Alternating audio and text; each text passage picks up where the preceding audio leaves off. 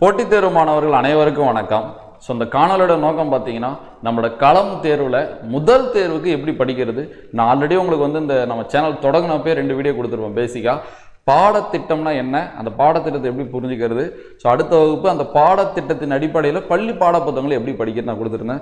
நான் திரும்ப உங்களோட ரெக்வஸ்ட்டாக கேட்குறேன், அந்த பார்க்காத மாதிரி இருந்தால் நீங்கள் தயவு செஞ்சு அதை பார்த்துருங்க. முக்கியமாக நம்ம பேச்சில் அட்மிஷன் போட்டு டெஸ்ட்டை எதிர்நோக்கி காத்திருக்கீங்களே, நீங்கள் கண்டிப்பாக அந்த வகுப்புகளை பார்க்கணும். ஸோ பார்த்தா தான் நம்மளால் ஒரு தேர்வுக்கு முழுமையாக தயாராக முடியும். அதுதான் சரியான தயாராகுதலாகவும் இருக்கும். சரியா? ஸோ அப்போ அந்த வகுப்பு போல தான் இந்த வகுப்புமே. ஸோ இந்த வகுப்பில் நம்ம என்ன செய்ய போகிறோம்னா, அந்த முதல் தேர்வுக்கு 3 புத்தகங்கள் நான் உங்களுக்கு கொடுத்துருப்பேன். ஸோ 6ஆம் வகுப்பு புதிய புத்தகம், ஸோ பழைய புத்தகம், 2003ஆம் ஆண்டு பதிப்பு புத்தகம். இந்த 3 புத்தகத்துக்கு எதை படிக்கணும், எப்படி படிக்கணுன்றதை உங்களுக்கு நான் கிளியராக சொல்லிடுறேன். ஏன்னா நிறைய பேருக்கு டவுட் இருக்கும். சரியா?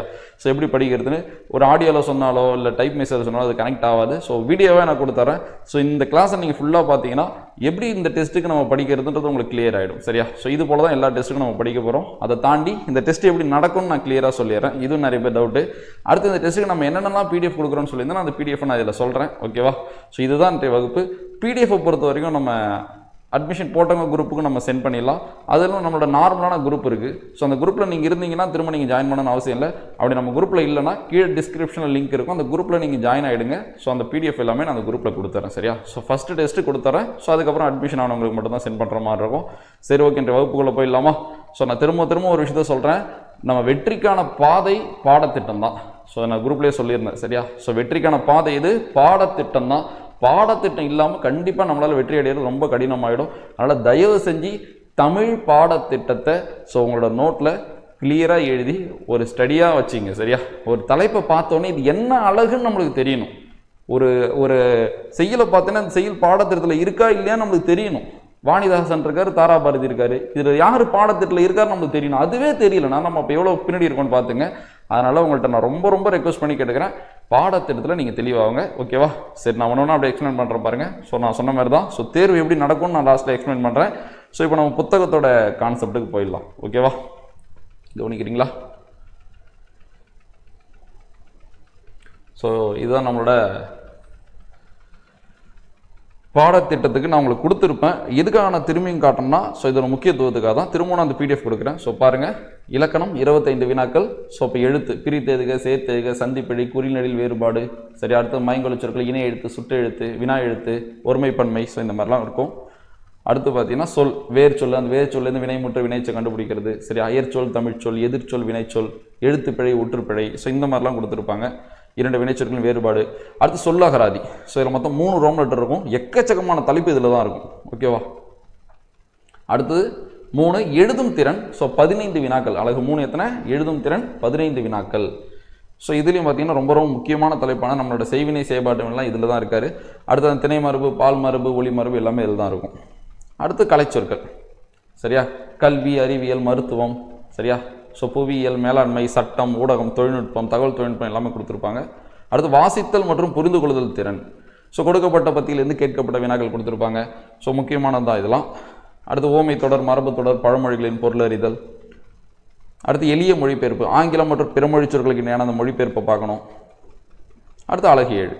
சரியா? ஸோ இந்த 20 அதிகாரங்கள் இதுதான் சொல்கிறேன். ஸோ புத்தகத்தில் கடந்து போகும்போது இந்த 20 அதிகாரங்கள் எதுக்கு நான் இப்போ டைரெக்டாக உள்ளே போகும்போது இதை சொல்கிறேன்னா, நான் திரும்பவும் சொல்ல விரும்புகிறேன், தயவு செஞ்சு இதை பார்த்துருங்க. இது இல்லாமல் ஒன்றுமே கிடையாது. இதை நீங்கள் முழுமையாக பாடத்திட்டத்தை உங்கள் கைப்பட நீங்கள் எழுதிடணும். சரியா?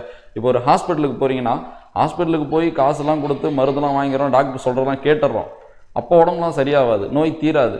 அவர் சொன்னதெல்லாம் நம்ம ஃபாலோ பண்ணால் தானே நம்மளுக்கு நோய் தீரும். யோசிச்சு பாருங்கள். சரி, டாக்டரை பார்த்துட்டு வந்தால் மட்டும் நோய் தீர்ந்துருமா? தீராது. அவர் சொன்னதை ஃபாலோ பண்ணணும். சேம் அதே தான். நீங்கள் ஒரு அட்மிஷன் போட்டு டெஸ்ட் போய் சேர்ந்துட்டால் மட்டும்லாம் எதுவும் மாறாது. கடினமாக நீங்கள் உழைக்கணும். நம்ம சொல்கிறத நீங்கள் ஃபாலோ பண்ணணும். சரியா? அதனால் கண்டிப்பாக அந்த குரூப்பில் இருக்கிற மாணவர்களுக்கு நான் கொஞ்சம் கடுமையாகவே உங்களுக்கு நான் நிறைய விஷயம்லாம் சொல்கிறேன். அதை கரெக்டாக நீங்கள் ஃபாலோ பண்ணுங்கள். 4 மந்த்தில் நம்ம முடிச்சலாம். இன்னும் சில பேர் டவுட் இருக்குது, சார் இவ்வளோ புக்கு கொடுத்துறீங்க, அது சிறப்பு தமிழ் புக்கெலாம் ஒரே வாரத்தில் ஒரு புக்கெலாம் படிக்கிற மாதிரி இருக்குது, எப்படி படிச்சிட முடியுமா நீங்கள் கேட்குறீங்க. யோசிச்சு பாருங்கள், 4 மாதம் இதை நம்ம செய்ய போகிறோம். ஒரு போட்டித் தேர்வுக்கு புதுசாக தயாராகிறவங்க தமிழுக்கு மட்டுமே 4 மாதம் ஒதுக்கணும். அப்போ கரண்ட் அஃபேர் இருக்குது. ஸோ ஜிஎஸ் உங்களுக்கே தெரியும். சரியா? இப்போ இவ்வளோ விஷயத்தையும் படிக்கிறத 1 இயராக எடுத்துப்பாங்க. அப்போ 6 மந்த் 8 மந்த்தில் மொத்தமாக கவர் பண்ண முடியுது இல்லை, அப்போ 4 மந்தில் கண்டிப்பாக அந்த தமிழை நம்மளால் கவர் பண்ண முடியும். சரியா? ஸோ இதில் பார்த்தீங்கன்னா உங்களுக்கு டெஸ்ட் இருக்குது, எக்ஸ்பிளேஷனில் நான் உங்களுக்கு நிறைய டவுட்டை கிளியர் பண்ணுவேன். இது இல்லாமல் நம்மளோட கிளாஸஸும் போயிட்டே இருக்கும். சரியா? அப்போ கிளாஸஸ் பாருங்கள், டெஸ்ட் அட்டன் பண்ணுங்கள், எக்ஸ்பிளேஷன் கவனிங்க. சரியா? இதை செஞ்சுக்கிட்டே வாங்க. 4 மாதத்தில் நம்ம தமிழை கண்டிப்பாக முழுமையாக முடிச்சிடலாம். நம்மளோட எய்மே என்னென்னா, ஸோ 70 மதிப்பெண் பாடத்திட்ட ஓரியன்டாகவும் பள்ளி பாட புத்தகத்தை பேஸ் பண்ணி கேட்குற 70 மதிப்பெண்ணை நம்ம முழுமையாக எடுக்கிறதுக்கு தான் இந்த களம் 1. சரியா? அடுத்த இருக்கிற 30 மதிப்பெண்ணை நம்ம பெற நினைச்சு இந்த 70 மதிப்பெண்ணை நம்ம ஸ்ட்ராங் ஆகாமல் விட்டுறோம். அதனால இந்த களம் 1 மூலயமா இந்த 70 மதிப்பெண்களை நம்ம தரமாக தயாராகிட்டோம்னா இதை நம்ம எந்த அளவு வேணால் அப்டேட் பண்ணிக்கலாம். அதுக்கு உண்மையிலுமே பல சான்றுகளை நான் இன்றைய வகுப்புலேயே நான் உங்களுக்கு சொல்கிறேன், புத்தகத்தில் நான் படிக்கும்போதே சொல்கிறேன். அந்த புரிதல் உங்களுக்கு அடிப்படை தெரிஞ்சாதான் வரும், இல்லைன்னா வரவே வராது. நீங்கள் எவ்வளோ வேணால் மனப்படம் பண்ணலாம், தவிர அது பலனே தராது. ஸோ அதோட முக்கியத்துவத்தை நான் உள்ளே சொல்கிறேன். ஸோ அதனால் தயவு செஞ்சு பாடத்திட்டத்தை மைண்டில் ஏற்றிங்க. இது கூட நான் சின்ன சின்ன ஷார்ட்கட் லிங்க்லாம் சொல்லியிருப்பேன். சரியா? ஸோ கல்லாமை, புறங்கராமை, நடுநிலைமை, செங்கோன்மை, அவையஞ்சாமை, அன்புடைமை, ஒழுக்கமுடைமை, பண்புடைமை, புறமுடைமை, ஊக்கமுடைமை, அருளுடைமை. ஸோ இதெல்லாம் பார்த்துங்க, முக்கியமானது. ஓகேவா? அடுத்து 14 கீழ்கணக்கு உள்ள அறநூல்கள் கொடுத்துருப்பாங்க. தமிழின் தொன்மை சிறப்பு, திராவிட மொழி. ஸோ என்னென்ன அறிஞர்லாம் இருக்கான்னு பார்த்துங்க. ஸோ இவங்களோட செயல் மட்டும், இவங்களோட டேட்டாவை மட்டும் நம்ம பொறுக்கி படிக்கணும். அதான் ஒரு பானை சோத்துக்கு ஒரு சோறு பதன்றது போல தான் இந்த வீடியோவில் நம்ம டெஸ்ட்டுக்கு எப்படி படிக்கணும்னு சொல்லிடுவேன். இது போல் வர அடுத்தடுத்த டெஸ்ட்டுக்கு நீங்கள் படிக்க வேண்டியதான். சரியா? ஸோ ஒன்றுமே இல்லை, இந்த கிளாஸோட நோக்கமே என்னென்னா பாடத்திட்டத்தை நீங்கள் புரிஞ்சு மைண்டில் ஏற்றிடுங்க. ஸோ நான் அந்த கிளாஸோட லிங்க் நான் உங்களுக்கு குரூப்பில் அனுப்புகிறேன். திரும்ப கூட நீங்கள் பாருங்கள், பாடத்திட்டத்தை பற்றி நான் ஒரு கிளாஸே நடத்திருப்பேன். ஃபஸ்ட்டு கிளாஸ், நம்ம சேனலோட ஃபஸ்ட்டு கிளாஸே அதுதான். சரியா? சரி, அந்த கிளாஸ் பார்த்துருங்க, பாடத்திட்டம் மைண்டில் ஏறிடுச்சு, நோட்டில் எழுதிட்டீங்க. இப்போ சென்சார்னா என்னன்னு தெரியல. ஸோ எவ்வளோ தொழிற்சாலைகளில் இப்போலாம் வந்து நிறைய ரோபோக்கெல்லாம் வேலை செய்யுது, எல்லாமே சென்சார் பண்ணணும் தானே. ஸோ அப்போ அது போல தான் உங்களுக்கு இந்த பாடத்திட்டம் மைண்டில் செட் ஆகிடுச்சு. இப்போ நீங்கள் புக்கை புரட்டுறீங்க, அப்போ அந்த பாடத்திட்டத்தோட டேட்டா எங்கே வருதோ அதை மட்டும் நீங்கள் படிக்கணும். இவ்வளோ தான் விஷயம். இது உங்களுக்கு புரிஞ்சுட்டு அந்த வகுப்பை நீங்கள் பார்க்க தேவையில்லை. சரியா? ஒரு பக்கத்தை திருப்புறீங்க, பாடத்திட்டம் எங்கேயாச்சும் இருக்கா, இருந்தால் அதை படிக்கணும், இல்லைனா அதை படிக்கக்கூடாது. இவ்வளோ தான் அந்த புது பாடத்திட்டம். பழைய பாடத்திட்டம் எவ்வளோ கடினம் தெரியுமா? சீரியஸாக இதை கடினம் நினைக்கிறோம், அதுதான் கடினமே. எல்லாத்தையும் படிக்கணும். பாம்பை பற்றி வந்தாலும் படிக்கணும், பறவையை பற்றி வந்தாலும் படிக்கணும், எதை பற்றி வந்தாலும் படிக்கணும், எல்லாத்தையுமே படிக்கணும். அவ்வளோ கஷ்டமாக இருந்துச்சு. சரியா? ரொம்ப ரொம்ப ரொம்ப கடினம். ஸோ அவ்வளோ மனப்பாடம் பண்ணி, அவ்வளோ ரிவிஷன் பண்ணி, அவ்வளோ நோட்ஸ் எடுத்து அவ்வளோ கடினமாக இருந்துச்சு. இப்போ அப்படி கிடையாது, புரிதல் தான். ஸோ புரிதல் இருந்தால் போதும்.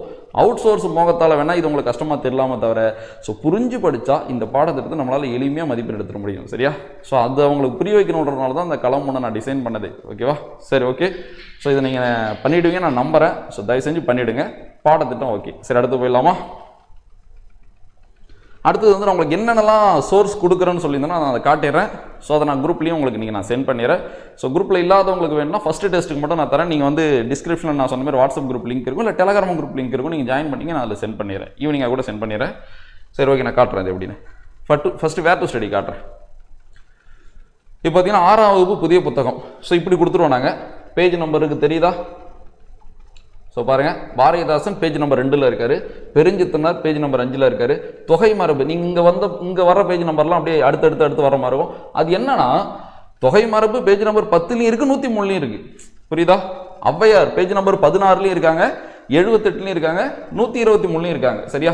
ஸோ எழுத்துன்னு கொடுத்துட்டேன். இப்போ எழுத்துன்னு எங்கே சார் பாடத்திட்டத்தில் இருக்குன்னு கேட்டால் ஒன்றும் இல்லை, நிறைய விஷயத்த நம்ம பேசிக்காகவே நான் கொடுத்துட்டேன். இப்போ அது பாடத்திட்டத்தில் டைரெக்டாக இருக்காது, ஆனால் பாடத்திட்டத்துக்கு அது தேவைன்னா அதோட தலைப்பை கொடுத்து அது எங்கே இருக்குன்னு சொல்கிறோம், நீங்கள் படிச்சிக்க வேண்டியதான். சரியா? ஸோ இது 100% அக்யூரேட்டாக இருக்குமானா இருக்காது, 95% அக்யூரேட்டாக இருக்கும். நான் சொன்ன மாதிரி நீங்கள் தான் படிக்கணும். சரியா? பாடத்திட்டத்தை மைண்டில் ஏற்றிக்கிட்டு ஒரு பக்கமாக திருப்பி எது தேவையோ அதை படிச்சிக்க வேண்டியதான். சரியா? ஒரு தேவையில்லாத செயலில் கூட தேவையான ஒரு சொற்பொருள் ஒளிஞ்சிக்கிட்டு இருக்கும் தானே, அதை நம்ம தானே படிக்க முடியும். அந்த மெத்தடை நான் உங்களுக்கு அடுத்து புத்தகத்தை வச்சு சொல்லித்தரேன். ஜஸ்ட் நான் இதையும் உங்களுக்கு கொடுத்துருவேன். ஓகேவா? ஸோ இதையும் நீங்கள் பயன்படுத்திக்கலாம். இது போல தான் கொடுத்துருப்பேன், நீங்கள் அழகாக படிச்சுக்கலாம். என்ன டாப்பிக்கு, அது எங்கே இருக்குது. திருக்குறள் கூட பாடத்திட்டத்தில் இருக்கிற அதிகாரம் எத்தனாவது பேஜ் நம்பரில் இருக்குது நான் கொடுத்துருப்பேன், நீங்கள் பார்த்துக்கலாம். ஓகேவா? இது பாருங்க, Pattukkottai Kalyana Sundaram. So page number 80ல் இருக்கார் நியூ புக்கில். டவுட் இருக்காதுன்னு நினைக்கிறேன் உங்களுக்கு. இப்போ வளர் தமிழ் அந்த பாடத்தை நான் ஏன் கொடுத்துருக்கேன்னா, அப்படியே அந்த பாடத்தையே போய் மனப்பாடலாம் பண்ண தேவையில்லை. அந்த பாடத்தில் அப்போ பாடத்திட்டம் தொடர்பானது ஏதோ ஒன்று இருக்குது, அதை நீங்கள் படிச்சிக்க வேண்டியதான். அடுத்து பழைய புத்தகம், ஓல்டு புக்கில் மொத்தம் 3 டேமு. ஸோ முதல் பருவம் இது பாருங்க, நாலடியார் எங்கே இருக்குது, பேஜ் நம்பர் 25. நான்மணி கடிகை எங்கே இருக்குது, பேஜ் நம்பர் 48. புக்குன்னு சொல்லிடுறேன். நிறைய பேர் என்ன சொன்னீங்க, புக்கு இல்லாமல் நம்ம ஒன்றுமே பண்ண முடியாது. நியூ புக்கை தயவு செஞ்சு கலெக்ட் பண்ணிவிடுங்க. ஓல்டு புக்கு சிறப்பு தமிழ் 2003 எடிஷனாக நான் PDF கொடுக்குறேன், நீங்கள் பிரிண்ட் எடுத்துங்க. சரி, போட்டித் தேர்வுக்கு நம்ம பண்ணுற மிகப்பெரிய மூலதனமே பள்ளி புத்தகங்கள் தான். அது இல்லைன்னா நம்மளால் ஒன்றுமே பண்ண முடியாது. புத்தகத்தை அந்த டெஸ்ட் பேஜோட சேர்ந்து நீங்கள் கலெக்ட் பண்ணிவிடுங்க. ஓகேவா? ஸோ அடுத்து 6ஆம் வகுப்பு 2ஆம் பருவம் ஓல்டு புக்கு. ஸோ இதே தான் பாருங்களேன், ஔவையார், தாராபாரு, இதை நீங்கள் ரிப்பீட்டடாக செய்ய 4 மந்த்தில் உங்களுக்கு பல்வேறு விஷயம் மைண்டில் செட் ஆகிடும். பாடத்திட்டம் அப்படியே செட் ஆகிடும். அதுக்கப்புறம் உங்களுக்கு தெரிஞ்சிடும் எது தேவை எது தேவையில்லைன்னு. ஓகேவா? ஸோ ஒரு மிஷின் மாரி நம்ம வேலை பார்க்க ஆரம்பிச்சிடும். ஸோ 3ஆம் பருவம். அடுத்து பார்த்தீங்கன்னா நம்மளுக்கு 2003. சரியா? ஸோ இதில் வந்து அவ்வளோ டேட்டா இருக்குது, நான் அதை உங்களுக்கு சொல்கிறேன். ஸோ இதுதான் நம்மளோட வேர் டு ஸ்டடி. ஸோ இதை நான் உங்களுக்கு பிடிஎஃபாக ஒரு டெஸ்ட்டுக்கும், இப்போ டெஸ்ட் நம்பர் 1 முடியுதுன்னு வச்சிங்களேன், அன்றைக்கி டெஸ்ட்டு முடிஞ்ச அன்னைக்கு அடுத்த டெஸ்ட்டுக்கான இந்த எல்லா டீட்டெயிலும் உங்களுக்கு குரூப்பில் வந்துடும். என்னென்ன வந்துடும்னா வேர் டு ஸ்டடி, ஸோ கலைச்சொற்கள், சொற்பொருள், அதுக்கு நீங்கள் என்னென்ன புக்கெலாம் படிக்கணுமோ அந்த புக்கும் நான் பிடிஎஃபாக அனுப்பிடுவேன். பட் நான் பிடிஎஃபாக அனுப்பினாலும் நீங்கள் ஹார்ட் காப்பியாக தான் படிக்கணும், அது முக்கியம். சரியா? இந்த 4 டேட்டாவும் ஒரு டெஸ்ட் முடிஞ்சதுக்கப்புறம் நான் உங்களுக்கு அனுப்பிடுவேன். டெஸ்ட் நம்பர் 5 நடக்குதுன்னா அது முடிஞ்ச உடனே 6வது டெஸ்ட்டுக்கு தேவையான எல்லா செட்டும் உங்களுக்கு வந்துடும். ஓகேவா? ஸோ இப்படி உங்களுக்கு எல்லா தகவலும் நம்ம கொடுத்துருவோம். ஸோ இதில் எதுவும் உங்களுக்கு டவுட் இருக்காதுன்னு நினைக்கிறேன். சரி, அதே போல் நான் இதையும் காட்டுறேன். கலைச்சொற்கள். ஸோ கலைச்சொற்கள் உங்களை நாங்கள் ஷெடியூல்லே கொடுத்துருப்பேன். எங்கேருந்து கேட்பேன்னு நீங்களும் அதை தேடி படிக்கலாம். நீங்கள் தேடி படிக்க கஷ்டப்பட்டால் அங்கேருந்து என்னென்னலாம் இருக்கோ அதை பொறுக்கி எடுத்து நாங்கள் டைப் பண்ணி உங்களுக்கு இந்த மாதிரி கொடுத்துருவோம். சரியா? ஸோ கலைச்சொற்களும் உங்களுக்கு பிடிஎஃப்ல வந்துடும். ஓகேவா? ஸோ இந்த மாதிரி பிடிஎஃப் வரும், இது நீங்கள் படிச்சிக்க வேண்டியதான். இதுலேருந்து 10 கலைச்சொற்கள் நம்ம கேட்போம். சரி சார், அப்போ அந்த டெஸ்ட்லேயே இந்த 10 கலைச்சொல் இதுலேருந்து படித்த 10 கலைச்சொல் மட்டும் தான் வருமானம்? அப்படி கிடையாது. ஸோ நிவ்வு, ஓல்டு, சரி இதெல்லாம் படிக்கிறோம்ல, அதுலேருந்து முக்கியமான கலைச்சொல் இருந்தாலும் 80 மதிப்பெண்ணில் வரும். நம்ம டெஸ்ட் பேட்டர்ன் தெரியல. ஸோ 80 மார்க் அந்த ஸ்கூல் புக்கை பேஸ் பண்ணியிருக்கோம். 10 கலைச்சொல் 10 சொற்பொருள் தானே. ஸோ 10 கலைச்சொல் இருக்கும். பட் அந்த 80 மதிப்பெண்லையும் கலைச்சொல் இருக்கும். அந்த ஸ்கூல் புக்கில் இருக்கிற முக்கியமான கலைச்சொல் எடுப்போம். இது உங்களுக்கு தெரியும், சயின்ஸ் சோஷியல் கலைச்சொல் தானே. ஸோ இதை உங்களுக்கு பிடிஎஃபாக கொடுத்துரும், நீங்கள் படிச்சிக்கலாம். நீங்கள் ஒரு டைம் செட் பண்ணிக்க வேண்டியதான். கலைச்சொல்லாம் படிக்கிறதுனா எப்படி நம்ம படிக்கிறீங்க? ஜஸ்ட் ரீட் பண்ணுங்க. நிறைய பேர் எப்படி படிக்கணும்னு தெரியல. நிறைய பேர் செய்யுள் நடத்துங்க, மனப்பாடம் பண்ணுற தலைவர் நடத்துன்னு கேட்டீங்க. நான் திரும்பவும் சொல்கிறேன், உங்களுக்கு எப்படி நிறைய பொறுப்பு இருக்கோ அது போல் எனக்கும் பொறுப்பு இருக்குது. நிறைய விஷயம் உங்களுக்கு எல்லாத்தையும் நான் நடத்தி தரேன். ஸோ மனப்பாடம் பண்ணுற தலைப்புகள்லாம் நான் சில தலைப்பு நடத்துறேன்னா அந்த மெத்தடை வச்சு நீங்கள் படிக்க ஆரம்பிச்சிடலாம். நிறைய லிங்க் வச்சு படிக்கலாம். ஸோ கண்டிப்பாக ஒரு சில வாரங்களுக்கு அப்புறமேட்டு ஒரு கிளியரான பிளானோட, ஸோ நான் உங்களுக்கு கிளாஸ் மட்டும் இல்லாமல் அதை தாண்டி ஸோ ஈவினிங்லேயோ இல்லை ஏதோ ஒரு பிளான் பண்ணி அந்த செய்யுள் அந்த மனப்பாடம் பண்ணுற தலைப்பு நான் உங்களுக்கு கொடுக்க ஆரம்பிக்கிறேன். ஓகேவா? ஸோ இதெல்லாம் நீங்கள் வந்து எந்த ஒரு ப்ரெஷர்லாம் ஜஸ்ட் ரீட் பண்ணுங்க ஒரு வாட்டி. இப்போ காலையில் எழுந்து ஒரு வாட்டி படிச்சிடுறீங்க, இது ஒரு 5 பக்கம் இருக்குது, 20 நிமிஷத்தில் படிச்சிடுறீங்க, அவ்வளோதான் போதும். அன்றைக்கி நைட்டு திரும்ப எடுத்து படிங்க. அடுத்த நாள் கொஞ்சம் டெப்த்தாக படிச்சு பாருங்க. ஆல்ரெடி 2 வாட்டி நம்ம ரீட் பண்ணதுனால 3வது வீடியோ கொஞ்சம் எளிமையாக இருக்கும். அதை விட்டுட்டு ஒரே முட்டை உட்காந்து நான் படித்தே தீர்வை நம்ம மனப்பாடம் பண்ணி இறங்கணும்னா ப்ரெஷர் ஆகிடும். சரியா? ஸோ ப்ரெஷர் இல்லாமல் ரீட் பண்ணுங்கள், திரும்ப ரீட் பண்ணுங்கள், அப்புறம் கொஞ்சம் டெப்த்தாக படிங்க. அதுக்கப்புறம் எது கஷ்டம்னு தெரியும், அதை நோட் பண்ணி திரும்ப நல்லா படிங்க. அப்போ கடைசியாக போகிறப்ப எது கஷ்டமோ அதை மட்டும் படிச்சுட்டு போனாலே போதும். ஏன்னா ஈஸியாக அந்த மைண்டில் ஆட்டோமேட்டிக்காக நிற்கும். கஷ்டமானதை மட்டும் படிக்கணும். இது ஒரு மெத்தட், இது நல்ல மெத்தட். சரியா? ஸோ படிச்சுட்டு எது கடினம்னு நம்ம கண்டுபிடிக்க முடியாது. ஃபர்ஸ்ட் வாட்டி படிக்கும்போது எது கடினம்னு எப்படி கண்டுபிடிக்க முடியும்? நீங்கள் ஒரு நபரை ஃபர்ஸ்ட் வாட்டி பார்க்குறீங்க, ஒரு நல்லவரை கெடறவங்களா கண்டுபிடிக்க முடியாது. ஆனால் பழக கண்டுபிடிச்சிடலாம்ல. சேம் அதே தான். ஸோ இதை நீங்கள் திரும்ப படிச்சிங்கன்னா எது கஷ்டம்னு உங்களுக்கு தெரிஞ்சிடும். அந்த கஷ்டமானதை நோட் பண்ணி வச்சுக்கிட்டீங்கன்னா நீங்கள் அதை மட்டும் நல்லா படிச்சுக்கிட்டாலே போதும்ல. ஸோ அப்போ 100ன்றது உங்களுக்கு ஒரு 20 மாறும். சரியா? ஸோ இந்த மாதிரி கலைச்சொல் பிடிஎஃப் வந்துடும். அடுத்து சொற்பொருள். சொற்பொருள் வந்து நான் கொடுத்துருக்கேன். இது கொஞ்சம் கடினமாக இருக்கும். நீங்கள் இந்த ஒரு டெஸ்ட் அட்ஜஸ்ட் பண்ணி படிங்க. இதுவுமே நான் உங்களுக்கு எப்படி பிளான் பண்ணுறேன்னா, கடினத்தை நோக்கிலாம் போகாமல் அத்தியாவசியமானதை நம்ம தெரிஞ்சுக்கணும். சரியா? ஸோ அதனால் அடுத்தடுத்த வகுப்பு அடுத்தடுத்த டெஸ்ட்டில் உங்களுக்கு வந்து ரொம்ப தேவைப்படுற மாதிரி நான் வந்து சொற்பொருளுக்கு வந்து உங்களுக்கு அந்த இது கொடுத்துருக்கேன்ல, அகராதி நிகண்டு அதெல்லாம் கொடுக்காமே சொற்பொருளும் கொடுக்கலான்னு பார்த்தேன். நீங்கள் வெறுமனே கொடுத்தா நம்ப மாட்டீங்கல்ல, அதுக்காக தான் நான் அது பேரே கொடுத்தேன். என்னை பொறுத்த வரைக்கும் உங்களுக்கு தேவையான கலைச்சொல்லான ஒரு சொற்பொருளை ஒரு பிடிஎஃபாக கொடுத்துருவோம் ஒரு டெஸ்ட்டுக்கும். நீங்கள் அதை நம்பி அதை படிங்க. சரி, அதுலேருந்து 10 கொஸ்டின் நம்ம டெஸ்ட்டில் வரும். கண்டிப்பாக அது உங்களுக்கு எக்ஸாமுக்கும் பலன் தரும். ஓகேவா? ஸோ இது மாதிரி கொடுத்துருக்கேன், நீங்கள் பார்த்துக்கலாம். சரியா? அங்கணன் என்னது? பெண். சரியா? அக்கன்னா கருடன். ஸோ அசகம்னா மலையாடு. ஸோ இந்த மாதிரி தான் விஷயம் இருக்கும், நீங்கள் பார்த்துக்கலாம். ஸோ இது வரைக்கும் 3 பிடிஎஃப் சொல்லியிருக்கேன்னா ஓகேவா? ஸோ வேர் டு ஸ்டடி, கலைச்சொற்கள், சொற்பொருள். ஸோ இப்போ ஸ்கூல் புக்கு போயிடலாமா? அப்போ டெஸ்ட்டுக்கு நம்ம என்னென்ன கொடுப்போம்னு உங்களுக்கு கிளியர் ஆகிடும். சரி, ஓகே. நான் அந்த ஸ்கூல் புக் போகிறது மாதிரி டெஸ்ட் எப்படி நடக்கும்னு நான் உங்களுக்கு எக்ஸ்பிளைன் பண்ணிடுறேன். ஸோ இப்போ பார்த்தீங்கன்னா உங்களுக்கு வந்து ஒரு அப்ளிகேஷன் கொடுத்துருவோம். நீங்கள் வந்து அட்மிஷன் போட்டதுக்கப்புறம் ஸோ டெஸ்ட்டு கிட்ட தான். சரியா? டெஸ்ட்டு கிட்ட வரும்போது உங்களுக்கு ஒரு யூசர் ஐடி பாஸ்வேர்டு கொடுத்துருவோம், ஒரு அப்ளிகேஷன் இருக்கும். ஸோ அந்த அப்ளிகேஷனில் லாகின் பண்ணி நீங்கள் உள்ளே போய் டெஸ்ட் அட்டன் பண்ணுற மாதிரி இருக்கும். டெஸ்ட்டு பார்த்தீங்கன்னா ஆன்லைன் மெத்தடில் அட்டன் பண்ணுற மாதிரி இருக்கும். சரியா? ஸோ ஒரு பேஜில் ஒரு கொஸ்டின் ஷோ ஆகும். நீங்கள் படித்து பார்த்துட்டு 4 ஆப்ஷனில் எந்த ஆப்ஷனும் நீங்கள் மார்க் பண்ணிக்கலாம். அடுத்து நெக்ஸ்ட் பேஜ் கொடுத்தீங்கன்னா நெக்ஸ்ட் கொஸ்டின் போகும். சரியா? ஸோ அப்போ ஒரு கொஸ்டினாக தான் தள்ள முடியுமா? அப்படி கிடையாது. பக்கத்தில் சின்ன பாக்ஸாக கட்டங்கள்லாம் இருக்கும். நீங்கள் டேரெக்டாக 20 தொட்டினா 20வது கொஸ்டினுக்கு வரும், 60 தொட்டினா 60வது கொஸ்டினுக்கு போகும். இப்படி நீங்கள் கொஸ்டின் எந்த கொஸ்டின் வேணாலும் போய்க்கலாம். சரியா? நீங்கள் ஆன்சர் மார்க் பண்ண கொஸ்டின் ஒரு கலரில் இருக்கும், மார்க் பண்ணாத கொஸ்டின் ஒரு கலரில் இருக்கும். நீங்கள் 96 கொஸ்டினுக்கு ஆன்சர் பண்ணியிருப்பீங்க, மீதி 4 எதுன்னு தேட தேவையில்ல, அங்கே இருக்கிற கலரை வச்சு எது நீங்கள் மார்க் பண்ணலன்னு போய் நீங்கள் அதை மார்க் பண்ணிக்கலாம். அதுலேயும் 2 ஆப்ஷன் இருக்குது. சரியா? இப்போ எப்படின்னா OMRல நீங்கள் ஒன்ஸ் ஷேர் பண்ணிட்டா திரும்ப ஷேர் பண்ண முடியாதானே மாற்றி, ஸோ 2 டபுள் ஷேட் ஆகிடுதுல, அதே போல தான் இதுலேயும் 2 ஆப்ஷன் செட் பண்ணலாம். நீங்கள் இப்போ ஏ செலக்ட் பண்ணிட்டு அப்புறம் மனசு மாதிரி சி மாற்றலாம், இல்லை ஏ செலக்ட் பண்ணால் ஏதோ மாற்றவே முடியாது. அப்படி ஆப்ஷன் செட் பண்ணுறது எங்கள் கண்ட்ரோலில் இருக்கும். நம்ம முடிஞ்சால் கண்டிப்பாக ஒரு வாட்டி செலக்ட் பண்ணிட்டா மாற்ற முடியாத மாதிரி தான் கொடுப்பேன், ஏன்னா அதுதான் நல்லது. சரியா? திரும்ப வராதுன்னு தெரிஞ்சால் தான் நம்ம அந்த பொறுப்போட டெஸ்ட் எழுதுவோம். ஸோ இப்படி தான் இருக்கும். நீங்கள் சப்மிட் கொடுத்த உடனே, சரியா, டெஸ்ட்டு 100 அட்டன் பண்ணிங்களா, சப்மிட் கொடுத்த உடனே உங்களுக்கு எது சரி எது தப்பு, நீங்கள் எவ்வளோ மார்க்குன்னு உங்களுக்கு காட்டிடும். நீங்கள் சப்மிட் கொடுத்தோடனே ஆட்டோமேட்டிக்காக உங்களுக்கு மெயில் வந்துடும். உங்கள் மெயில் ஐடிக்கு 2 கொஸ்டின் பேப்பர் வரும். சரியா? ஒரு கொஸ்டின் பேப்பர் பார்த்தீங்கன்னா ஃப்ரெஷ்ஷாக கொஸ்டின் பேப்பர், எப்படி நீங்கள் வந்து நேரடியாக ஒரு கொஸ்டின் பேப்பர் வாங்கிங்க, கொஸ்டின் ஆன்சர்லாம் மார்க் பண்ணாமல் இருக்கும்ல, இப்படி ஃப்ரெஷ்ஷாக ஒரு கொஸ்டின் பேப்பர் உங்களுக்கு வந்துடும். இன்னொரு கொஸ்டின் பேப்பரில் என்ன வரும்னா, இப்போ நீங்கள் டெஸ்ட் அட்டன் பண்ணீங்கல்ல, அது ஒரு கொஸ்டின் பேப்பராக உங்களுக்கு வந்துடும். சரியா? இப்போ 80 மதிப்பு நீங்கள் எடுத்துருக்கீங்கன்னா அப்போ 80 வினாக்களுக்கு நீங்கள் பண்ணதான் சரி. சரியா? அப்போ அந்த கொஸ்டின் பேப்பரில் 80க்கு நீங்கள் எது சரியான ஆன்சர் அது வந்துடும். மீதி 20 நீங்கள் தப்பு பண்ணியிருக்கீங்கல்ல, அப்போ அதில் தப்பு எது, நீங்கள் பண்ண தப்பு எது, எது சரின்னு உங்களுக்கு வரும். புரியுதா? ஸோ 2 கொஸ்டின் பேப்பர் வரும். ஒன்று ஃப்ரெஷ்ஷாக ஒரு கொஸ்டின் பேப்பர் வரும். நீங்கள் அதை பிரிண்ட் எடுத்து திரும்ப OMRல டெஸ்ட் ப்ராக்டிஸ் பண்ணுறதாலும் பண்ணிக்கலாம், இல்லை நீங்கள் எக்ஸ்பிளேஷன் நோட் பண்ணுறதா தான் நோட் பண்ணிக்கலாம், இல்லை நீங்கள் சேமித்து வச்சுக்கிட்டு ரிவிஷன் பண்ணுறதாலும் பண்ணிக்கலாம். இன்னொரு கொஸ்டின் பேப்பர் நீங்கள் ஆன்லைனில் அட்டன் பண்ணது எது சரி தப்பு அதை காட்டுறதுக்காக இன்னொரு question paper. So 2 question paper ஆட்டோமேட்டிக்காக உங்களுக்கு மெயிலில் வந்துடும், இல்லை அங்கே டவுன்லோட் ஆப்ஷன் இருக்கும், நீங்கள் அதை டவுன்லோடும் பண்ணிக்கலாம். புரியுதா? ரேங்க் லிஸ்ட்டை பொறுத்த வரைக்கும் 2 வகையில் செட் பண்ணலாம். ஒன்று, நீங்கள் டெஸ்ட் சப்மிட் பண்ண உடனே உங்களுக்கு ரேங்க் லிஸ்ட் காட்டுற மாதிரி வைக்கலாம், இல்லைனா அடுத்த நாள் காட்டுற மாதிரி வைக்கலாம். இப்போ உங்களுக்கு புரியணும்னு வச்சுக்கலாம், 10 மணிக்கு டெஸ்ட் ஆரம்பிக்குது. ஸோ சில பேர் ப்ராப்பராக 10 மணிக்கு டெஸ்ட் ஆரம்பிச்சிடறாங்கன்னா 11 மணிக்கு முடிக்கிறாங்கன்னு வச்சுங்களேன். ஸோ அவங்க சப்மிட் கொடுத்த உடனே அங்கே ரேங்க் லிஸ்ட் வந்தால் அந்த டைம்லேயே ரொம்ப கம்மியான பேர் தானே டெஸ்ட் எழுதிருப்பாங்க, ஒரு 10 பேர் எழுதிருப்பாங்களா, அப்போ வந்து அந்த 10 பேருக்கான ரேங்க் லிஸ்ட் தான் அங்கே வரும். இப்போ நான் எப்படி செட் பண்ண போகிறேன்னா, டெஸ்ட் வந்து இப்போ செவ்வாய்க்கிழமை நடக்குதுன்னு வச்சுங்களேன், புதன்கிழமை ஈவினிங் 5 மணிக்கு உங்களுக்கு அங்கே ரேங்க் லிஸ்ட் கிரியேட் ஆகிடும். சரியா? அப்போ அந்த 2 நாள் ஃபுல்லாக யாரெல்லாம் டெஸ்ட் எழுதுறாங்களோ அப்போ அதிகமான நபர் டெஸ்ட் எழுதிருப்பாங்களா. ஸோ இப்போ அடுத்த நாள் ஈவினிங் போனீங்கன்னா நீங்கள் எவ்வளோ உங்கள் மார்க் உங்களுக்கு தெரிஞ்சிடும். பட் நீங்கள் எங்கே இருக்கீங்கன்றது நீங்கள் அதை பார்த்துக்கலாம். அதை நான் ஒரு காப்பியாக எடுத்து உங்களுக்கு குரூப்பில் போட்டாலும் போட்டுருவேன். சரியா?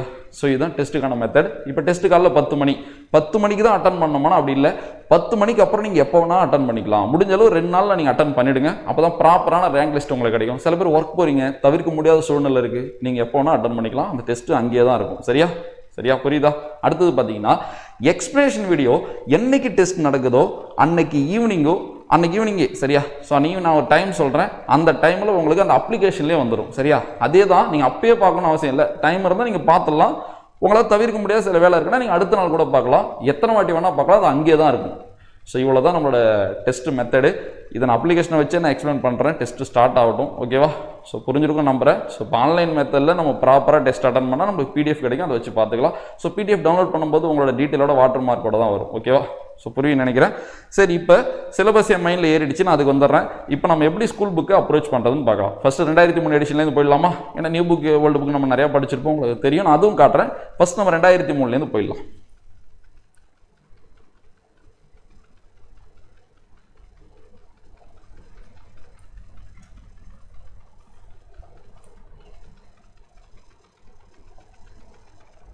இண்டெக்ஸ் பார்க்கலாமா? ஸோ பாருங்களேன், உங்களுக்கு இதை பார்த்தோன்னே ஒரு ஐடியா வந்துடும். இதில் நம்ம படிக்க வேண்டியது என்னென்ன? கண்டிப்பாக திருக்குறள், நாலடியார், மூதுரை. ஸோ மற்றதெல்லாம் பாடத்திட்ட ஆளாக இருந்தால் படிக்கலாம், எல்லாம் வேணாம். உள்ளே போய் பார்க்கலாமா? ஸோ 2 விட நம்ம படிக்கணும், பாரதிதாசன். ஸோ இது போல தான் நம்ம உள்ளே போய் பார்க்கலாம். வாழ்த்து. தாயுமானவர் இப்போ பாடத்திட்டத்தில் இல்லை. சரி, அப்போ நீங்கள் இதை படிக்க தேவையில்லை. இதுலேயும் நான் சொல்கிறது 2 ஸ்டேஜ் இருக்குது இந்த படிக்கிறதுல. ஃபஸ்ட் டைம் படிக்கிறப்ப நீங்கள் பாடத்திட்டத்தில் இல்லாத ஒருத்தர் இருந்தால் ஒரு செயலை நீங்கள் படித்து கூட பார்க்காதீங்கன்னா உங்களுக்கு ப்ரெஷர் அதிகமாக இருக்கும், நீங்கள் அடுத்தது போயிடுங்க. பட் அப்புறம் வந்து ஒரு கட்டத்தில் நம்ம நல்லா ட்ரெயின் ஆனதுக்கப்புறம் வந்து இதையும் படித்து பார்த்து இதுலேருந்து வச்சு கற்றுக்க முடியும்னா கற்றுக்கலாம், இதுலேருந்து வச்சு எடுத்துக்க முடியும்னா எடுத்துக்கலாம். இது செகண்ட் ஸ்டேஜில் செய்யுங்க. ஃபஸ்ட்டு ஸ்டேஜில் செஞ்சிங்கன்னா உங்களுக்கு ரொம்ப டயர்ட் ஆகிடும். சரி, அப்போ எல்லா செயலையும் நீங்கள் புந்து படிச்சுட்டு போகிறது போல இருக்கும். அப்போ இந்த பாடத்திட்டம் உங்களுக்கு எளிமையாக இருக்கிறதுக்கு காரணமே எல்லாத்தையும் படிக்க தேவையில்லை, எதை படித்தா போதுன்றது தானே, அதை செய்யுங்க. இப்போ நான் உங்களுக்கு சொல்கிறேன். இப்போ எடுத்துக்காட்டுக்கு பார்த்தீங்கன்னா இந்த செயலை பார்த்தீங்கன்னா, கண்ணுள் நின்ற ஒளியை கருத்தினை விண்ணுள் நின்று விளங்கிய மெய்யினை எண்ணி எண்ணி இரவும் பகலும் நண்ணுகின்றவர் நாத்தோடு தெய்வமேன்னு ஒரு பாட்டு கொடுத்துருக்காங்களா. இப்போ நான் பார்க்குறேன், நான் தமிழ்நாட்டில் பிறந்திருக்கேன். ஸோ தமிழ் நான் படிச்சிருக்கேன், தமிழில் பேசுகிறேன். ஓகேவா? பட் இங்கே இருக்கிற தமிழ் சொற்களில் எனக்கு ஏதாச்சும் புரியாதது இருந்தால் அது எனக்கு தெரியும் தானே, அதை நான் தெரிஞ்சுக்கணும். இதுதான் தமிழில் வெற்றி அடைகிறதுக்கு முதல் குவாலிட்டியே இதுதான். இப்போ நான் சொன்ன குவாலிட்டி தான். தெரியாததை என்னைக்கு நம்ம தெரிஞ்சுக்கிறோமோ தேடி, சரியா, அன்னைக்கு தான் நம்ம ஜெயிக்க முடியும். தயவு செஞ்சு தெரியாததை தெரிஞ்சுங்க, இதுதான் விஷயம். பாருங்களேன், கண்ணுள், ஒளி, கருத்து, விண்ணு, விலங்கு, மெயினான தெரியும் நம்மளுக்கு, சரியா. 2 பொருள் மெய்க்கு இருக்கு, சரியா. ஸோ ஒரே சொல் இரு பொருள் டாபிக்ல வருமா, மெயினா உண்மை, மெயினா உடம்பு, சரியா. எண்ணினா என்னது, ஸோ நினைத்து இரவும் பகலும். நண்ணுகின்றவர், ஸோ இப்போ இங்கே ஒரு வார்த்தை கிரியேட் ஆகுதா. ஸோ அப்போ நான் இதை 2ஆக பிரிக்கிறேன், சரியா. இப்படி வச்சுக்கலாம். நன்னுதல்.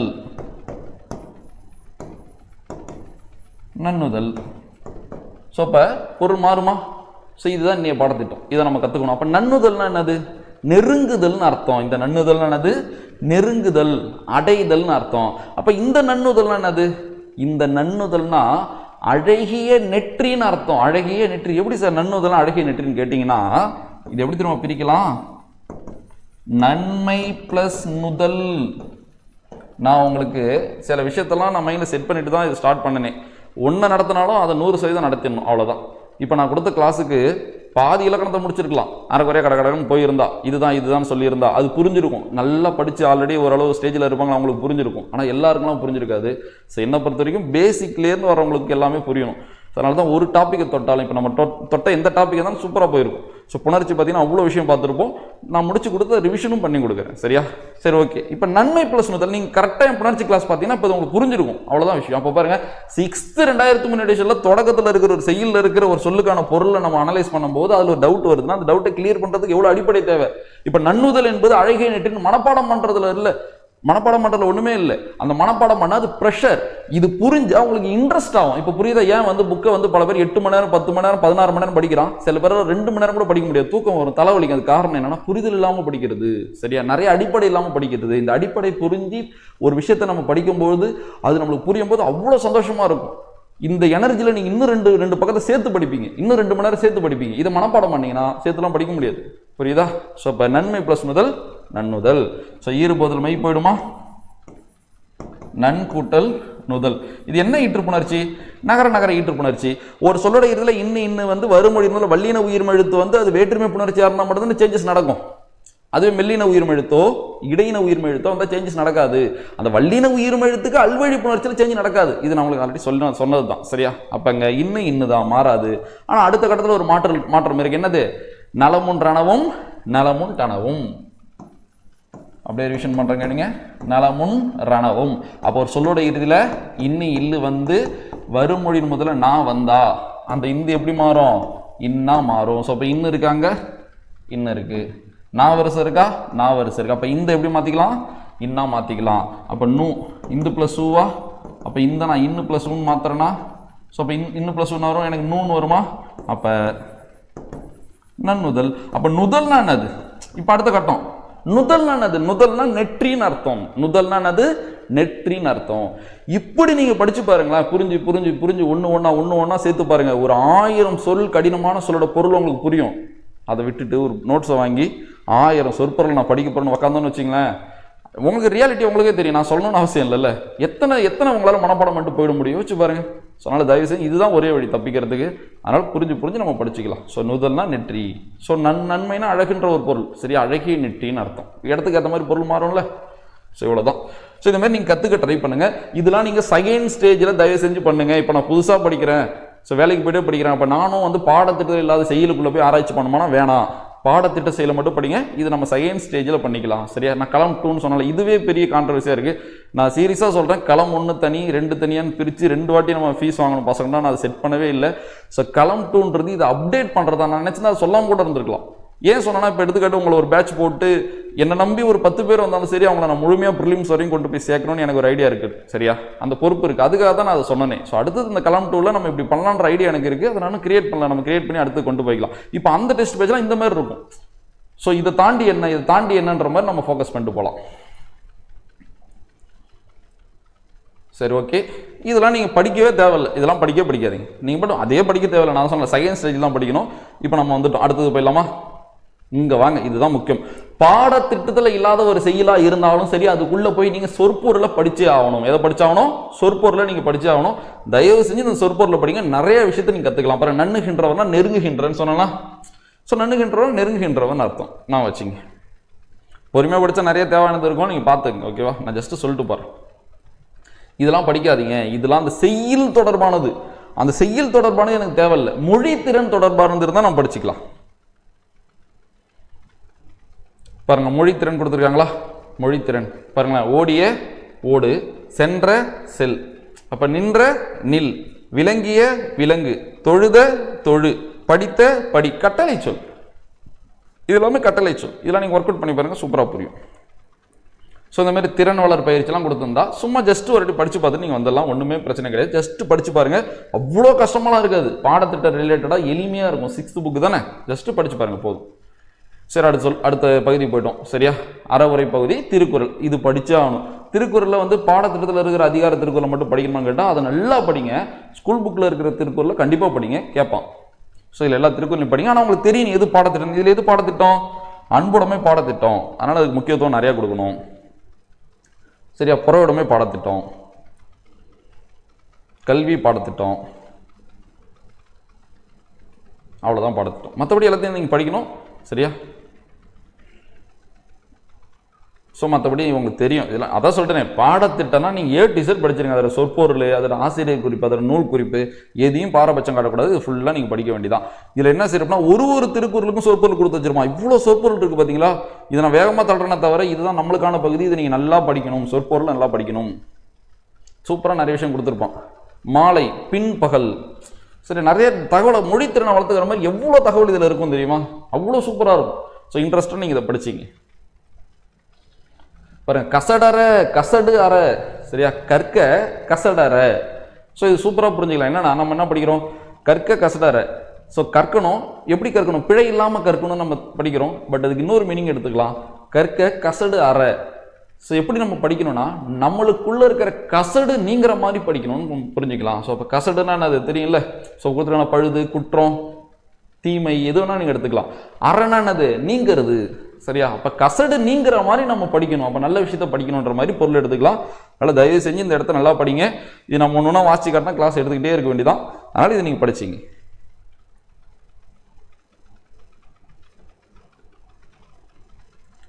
இதெல்லாம் அதுக்கப்புறம் நிறையா கொடுத்துருப்பான். நான் சொல்கிறேன், இது பாடத்திட்டம் நீங்கள் ஃபுல்லாக படித்து தான் ஆகணும். ரொம்ப கடினமாக இருக்காது, எளிமையாக தான் இருக்கும். இப்போ நாலடியார், இதெல்லாம் அவ்வளோ முக்கியமானது. நாலடியார், சரியா, என்னை பொறுத்த வரைக்கும் இப்போ 8 தொகை இல்லை, 10 பாட்டு இல்லை, சரி, சங்க காலத்தை பற்றி நம்ம தெரிஞ்சிக்க முடியல, தமிழரோட வாழ்வியல் முறையை பற்றி படிக்க முடியல, அந்த வருத்தம் இருந்தாலும், பட் இருந்தாலும் 17 கீழ்கணக்கை வச்சது ஒரு சிறப்பு. அறக்கருத்துக்கெல்லாம் நம்ம நிறைய தெரிஞ்சுக்கலாம். இங்கே இருக்கிற நிறையா செய்யுள் படிச்சுட்டு உங்களை அப்படியே ஸ்டக்காகி நிற்க வச்சிடும் ஒரு நிமிஷம். இவ்வளோ கருத்து இருக்கான்னு உங்களுக்கு வந்து ஒரு வியப்பு ஏற்படும், கண்டிப்பாக ஏற்படும். சரியா, ஸோ அவ்வளோ சூப்பரான செயல் தான் இங்கே இருக்குது. அதனால் நீங்கள் இதை விரும்பி படிங்க.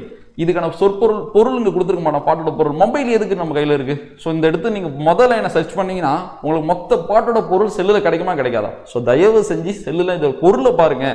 இதை நீங்கள் மனப்பாடம் பண்ணாதீங்க, அந்த பொருளை புரிஞ்சுக்கிட்டீங்கன்னா அவ்வளோ ஈஸியாக இருக்கும். சரியா, ஸோ பாருங்கள், கல்வி கரையில் கற்பவர் நாள் சில, மெல்ல நினைக்கின் பிணிபல, தெல்லிதின் ஆராய்ந்த அமையுடைய கற்பவே நீரொழிய பாலும் குறிக்கும் தெரிந்து. இது எல்லாரும் கேள்விப்பட்ட ஒரு ஃபேமஸான நாலடியார் பாட்டு தானே. பொருள் மட்டும் சிம்பிளாக சொல்கிறேன் பாருங்களேன். ஸோ கல்விக்கு எல்லையே இல்லை, ஆனால் கற்பவரான நம்மளுக்கு எல்லாம் இருக்குல்ல. நம்மளுக்கு வாழ்நாள் கொஞ்சம் தானே. சரியா, அந்த கொஞ்ச நாளையும் கொஞ்சம் யோசிச்சு பார்த்தா அதில் எவ்வளோ பிணிகள் இருக்குது, எவ்வளோ துன்பங்கள் இருக்குது இந்த வாழ்நாளில். அப்போ கல்விக்கு எல்லையே இல்லை, நம்மளுக்கு எல்லாம் இருக்குது. அந்த எல்லைக்குள்ளேயும் எவ்வளோ துன்பங்கள் இருக்குது, நம்மளுக்கு எவ்வளோ பிரச்சனை இருக்குது. அப்போ நம்ம என்ன பண்ணணும்னா இருக்கிற அந்த கொஞ்ச நாளில் தேவையில்லாதெல்லாம் படிக்காம எப்படி ஒரு அன்னப்பறவை தனக்கு தேவையான பாலை மட்டும் எடுத்துக்கிட்டு தேவையில்லாத நீரை ஒதுக்குதோ அது போல நம்மளும் நம்மளுக்கு தேவையான நூல்களை படிக்கணும்ன்றாங்க. இதுதான் இந்த பாட்டோட பொருள். இப்போ நான் சொன்னது பொருள். இந்த பொருள் உங்கள் மைண்டில் இருந்தால் அந்த பாட்டு உங்கள்கிட்ட இருக்கிற மாதிரி இதை நீங்கள் மனப்பாடம் பண்ணீங்கன்னா சரியா வராது. சரியா, ஸோ பொருளை புரிஞ்சுங்க. அதுக்கப்புறம் இதில் தெரியாத சொல்லு இருந்தால் பார்த்துங்க. சரியா, ரொம்ப ரொம்ப முக்கியமானது. தெளிதின்னா தெளிவாகன்னு அர்த்தம். தெரியாத சொல்ல இருந்தால் நெட்டில் சர்ச் பண்ணி பொருள் எடுத்துங்க. சொற்பொருள் கீழே கொடுத்துருப்பாங்க. ஸோ முதல் பாட்டு ரொம்ப ரொம்ப ஈஸி, நீங்கள் கேள்விப்பட்டது தான். அடுத்து பார்க்கலாமா? அங்கன் விசும்பின் அகனிலா பாரிக்கும் திங்களும் சான்றோரும் ஒப்பர் மண், திங்கள் மறுவாற்றும் சான்றோர் அஃது ஆற்றார். திங்கள் மறுவாற்றும் சான்றோர் அஃது ஆற்றார். இந்த செயலோட முக்கியமான இடமே இதுதான். தெருமந்து தேய்வர் ஒரு மாச ஊரின். சூப்பரான பொருள், படிச்ச ஒன்றும் புரியல, போய் பாட்டோட பொருள் புரிஞ்சுக்கலாமா, அவ்வளோ சுவையா இருக்கும். பாக்குறீங்களா? அங்கன், அங்கன் எப்படி பிரிக்கலாம் தெரியுமா? அம் பிளஸ் கண், கண் என்பது நம்ம கண்ணை குறிக்கல. கண் என்பது 7ஆம் வேற்றுமை உருபு. அது இடப்பொருள வரும். 7ஆம் வேற்றுமை என்ன பொருள் வரும்? இடப்பொருளையும் காலப்பொருளையும் வரும். சரியா? குகைக்கண் புலின்னு படிக்கிறோம்ல, குகைக்கண் புலின்னு படிக்கிறோம்ல. அப்ப குகைக்கண் புலின்னா என்னது? குகை என்ற இடத்துல புலி. அழுக்காறு உடையான் கண் ஆக்கம் போன்று இல்லை, ஒழுக்கமில்லான் கண் உயர்வு நம்ம படிக்கிறோம்ல. அழுக்காறு உடையான் கண் அவன் கண்ணு கிடையாது. அழுக்காறு உள்ளவன் இடத்துல, பொறாம உள்ளவன் இடத்துல செல்வம் சேராது. அது போலதான் நம்ம படிக்கிறோம். அது போல ஒழுக்கம் இல்லாதவன் இடத்துல உயர்வு வராது. அப்ப இடம், கண் என்பது இலக்கண செய்யுள் நடையில எதை குறிக்கும்? இடத்தை குறிக்கும். அப்ப அம்னா அழகுன்னு அர்த்தம், அழகிய இடம். அப்ப இந்த பாட்டை கொடுத்துட்டு இதில் அங்கண் என்பதன் பொருள் என்னன்னு கொடுத்துருவான். அழகிய கண்கள், முடிஞ்சிருச்சு. அப்ப அவ்வளவுதான். நம்மளுக்கு பாருங்க, எங்கேயும் அவுட் சோர்ஸ்ல போயிடலாம். இளங்குமரனார்ல இருந்து எடுக்கணும் அவசியம் இல்லை. சரி, இளங்குமரனார்ல இருந்து எடுத்தான்றதுனால நம்ம இளங்குமரனாரை படிக்கிறோம் தானே. தமிழ்நாட்டில் அவர் ஒருத்தர் தானே அறிஞர். சீரியஸா நான் அவரை வியந்து பார்த்துருக்கேன். நம்மளாம் அவ்வளோ சின்ன சின்ன ஆள் தான். பட் இளங்குமரனாரோட நாலேஜ் எல்லாம் நம்ம கிட்ட கூட நெருங்க முடியாது. அவ்வளோ பெரிய ஆளு, அவ்வளோ தகவல் வச்சிருக்காரு. அவர் புக்கை பார்க்கும்போது நம்ம மிரள்றோம்ல. அப்ப ஆனா அவர் மாதிரி எவ்வளோ அறிஞர்கள் தமிழ்நாட்டில் இருக்காங்க. அப்ப இன்னொரு அவுட் சோர்ஸ்லேயே நம்ம கேட்பான் தானே, வாய்ப்பு இருக்கு தானே. ஸோ அதுதான், அது நிலை இல்லை. ஆனா இது கேட்பான். புக்கில் இருந்து இருப்பாருங்க. அங்கன் என்பதன் பொருள் என்னன்னு கேட்டா அழகிய கண்கள்னு வச்சிருவான். நம்ம அதை ஆன்சர் அடிச்சிருவோம். ஆனா ஆப்ஷன் டியில் என்ன இருக்கும்? அழகிய இடம் இருக்கும். அந்த நேரத்தில் 4 ஆப்ஷன் படிச்சு அதை ஒருத்தர் ஆன்சர் எடுப்பான் பாருங்க, அதுதான் வெற்றி. ஸோ அதுக்கு தான் நான் உங்களை இப்போ தயார்படுத்துறது தான் இந்த பாடத்திட்டத்தை இப்படி படிக்கிறது. சரியா? ஸோ இப்போ அங்கன்னது அழகிய இடம். எது அழகிய இடம்? வானம். சின்ன வயசுல வானத்தை பார்த்து ரசிக்காத யாராச்சும் இருந்திருப்பாங்களா? இப்பயும் நம்ம ரசிக்கிறோமா இல்லையா? அப்ப எனக்கு தெரிஞ்சு நம்ம உலகத்துல அழகான இடம் எது? வானம் தான். ஸோ இப்போ அழகான இடமான விசும்பன வானம் நமக்கு தெரியும். சரியா? அகநிலா. ஸோ நான் குரூப்ல கேட்டிருந்தேன், நிறைய பேர் டவுட்டும் கேட்டிருந்தாங்க. இது பார்க்கலாமா? இதுதான் திரும்பவும் அகநிலா. எங்கேயும் வெளிலலாம் போதில்லை, இங்கே இருக்கு பாருங்க. அகநிலாவை எப்படி பிரிக்கலாம்னா அகல் பிளஸ் நிலா. நான் இப்படி ஆப்ஷன் கொடுத்துருந்தேன் குரூப்ல. அகன் பிளஸ் நிலா, அகம் பிளஸ் நிலா, அக பிளஸ் நிலா. உங்களுக்கு ஒன்று தெரியுமா? கடினமான வினா ஒரு கொஸ்டினுக்கு இருக்குன்னு வச்சுங்களேன், அது உண்மையிலுமே கடினமான வினாவை ஆயிடாது. 4 ஆப்ஷனை பொறுத்து தான் அது கடினமா இல்லையானே முடிவாகும். வினா கடினமா இருக்கும், ஆப்ஷன் எளிமையா இருந்தால் ஈஸியாக ஆன்சர் பண்ணிட்டு போயிட்டு வந்தா ஒரு கொஸ்டின் படிப்பீங்க, ஐயோ என்னடா இந்த கொஸ்டினே புரியல, நீங்க கீழே வந்து பார்ப்பீங்க. கீழே பார்த்தா ஆப்ஷன்ல மற்ற 3 தொடர்பே இல்லாதது எங்கேயோ ஒரு மாதிரியா இருக்கும். ஒன்று மட்டும் தான் ஈஸியா இருக்கிற மாதிரி அது ஆன்சர் எடுத்துருவோமா? சில ஈஸியான வினாவுக்கு கடினமான ஆப்ஷன் செட் பண்றவங்க 4 வர வாய்ப்பு இருக்கும். அப்ப அந்த இடத்துல மாட்டிப்போம். அப்ப ஆப்ஷன் செட் பண்றது அவ்வளவு பெரிய கலை. ஸோ அப்ப இதுக்கு பாத்தீங்கன்னா எல்லாருமே வந்து இதை கூட ஒமிட் பண்ணிட்டாங்க. இது 2ல மாட்டிக்கிட்டாங்க. 2மே நம்ம நடத்தின இலக்கண ரூல் படி மாறும். 2மே மாறும். சரி சரி, இப்படிதான் டிஎன்பிஎஸ்சில கேட்கறான். 2மே வரும். சரியா? இப்ப அது பிளஸ் அன்று அது ஒன்று வரும், அதான்றும் வரும். அதான்று ஆன்சர் கொடுக்குறான்ல. ஸோ அது போலதான் இந்த இடத்துல 2மே நீங்க ஆன்சரா எடுக்கலாம். ஆன்சர் எது சரினா அகல் பிளஸ் நிலா. ஏன்னா இந்த செய்யுள் அதை பயன்படுத்தியிருக்காங்க. சரியா? அகன்ற ஒளியை உடைய நிலா, அகலம். அப்ப அகலம்ன்ற வார்த்தை எப்படி பறக்குது? அகல் பிளஸ் அம். புரியுதா? அகலம். ஸோ அப்ப நிலவோட ஒளி எவ்வளவு அகலமானது. சரியா? ஸோ அதுதான் விஷயம். அப்ப அகல் பிளஸ் அம். சரி, ஓகே. லகர் லகர் ஈற்று புணர்ச்சி ஒரு சொல்லடியில் இல்லு இருந்து வருமொழி முதல்ல மெல்லின உயிர் மெழுது தான் இல்லு இன்னும் மாறுமா பாருங்க. நானே அடுத்து அகல் நிலா தான் மாத்துறேன். ஆனா பட் இது ஆன்சர் இல்லை, அகல் பிளஸ் நிலா தான் ஆன்சர். சரி, அடுத்த கட்டம் என்ன விதி? அடுத்த கட்டம் என்ன விதி? கடைசியா நடத்தின புணர்ச்சி வகுப்பு எவ்வளவு முக்கியம் பாருங்க. தனிக்குறில் சாராத லகர லகர ஈற்று புணர்ச்சி நடத்தினா இது தனிக்குறில் அதான் லகர லகர ஈற்று புணர்ச்சி நடத்தின, நகர நகர ஈற்று புணர்ச்சி நடத்தின. தனிக்குறில் சாராத நகர நகர ஈற்று புணர்ச்சியா இப்படி இருந்தா இந்த இன்னும் போயிடும் தானே. இந்த இன்னும் போயிடும். இந்த இன்னும் போறதுக்கு முன்னாடி இன்னொரு ரூல் அப்ளை பண்ணிடலாமா? இப்பதான் நம்ம அப்ளை பண்ணல. நலமும் ரணவும். ஸோ உங்களுக்கு தெரியும் தான். அப்படியே வேணா மாத்திட்டா. ஸோ அந்த நீ எப்படி மாறிடும்? நீயா மாறிடும். இந்த என்ன ஆயிடும்? இன்னும் போயிடும். அப்ப ஆன்சர் அது அகநிலா. அப்ப அகநிலானா என்னது? அகன்ற ஒளியை உடைய நிலான்னு அர்த்தம்.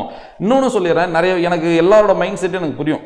புதுசாக ஒருத்தவங்க ஃப்ரெஷ்ஷாக வந்து வீட்டில் இருந்து ஃபேமிலியை சமாளிச்சுட்டு இப்போ போட்டு திருப்பி படிக்க ஆரம்பிப்பீங்க. அவங்க ஃபர்ஸ்ட் டைம் புக்கை திருப்பும்போது சார் எப்படி சார் இவ்வளோ டேட்டா இதிலே சொல்றீங்க, எப்படி படிக்கிறதுலாம் அவங்களுக்கு குழப்பம் இருக்கும்.